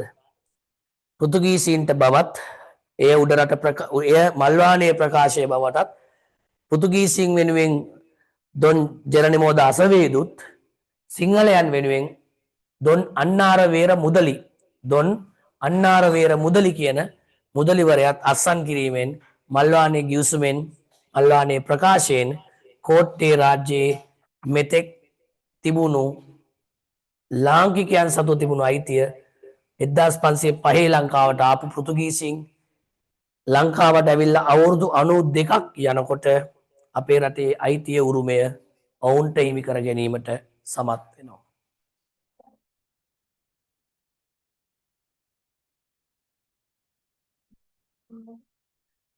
පස්සේ එම අල්ලගත්ත මුහුදුබඩ ප්‍රදේශයේ 1621 වෙනකම් 1600 සමා වෙන්න එම අල්ලගත්ත කෝට්ටේ රාජ්‍ය 1658 වෙනකම් පාලනය කරනවා.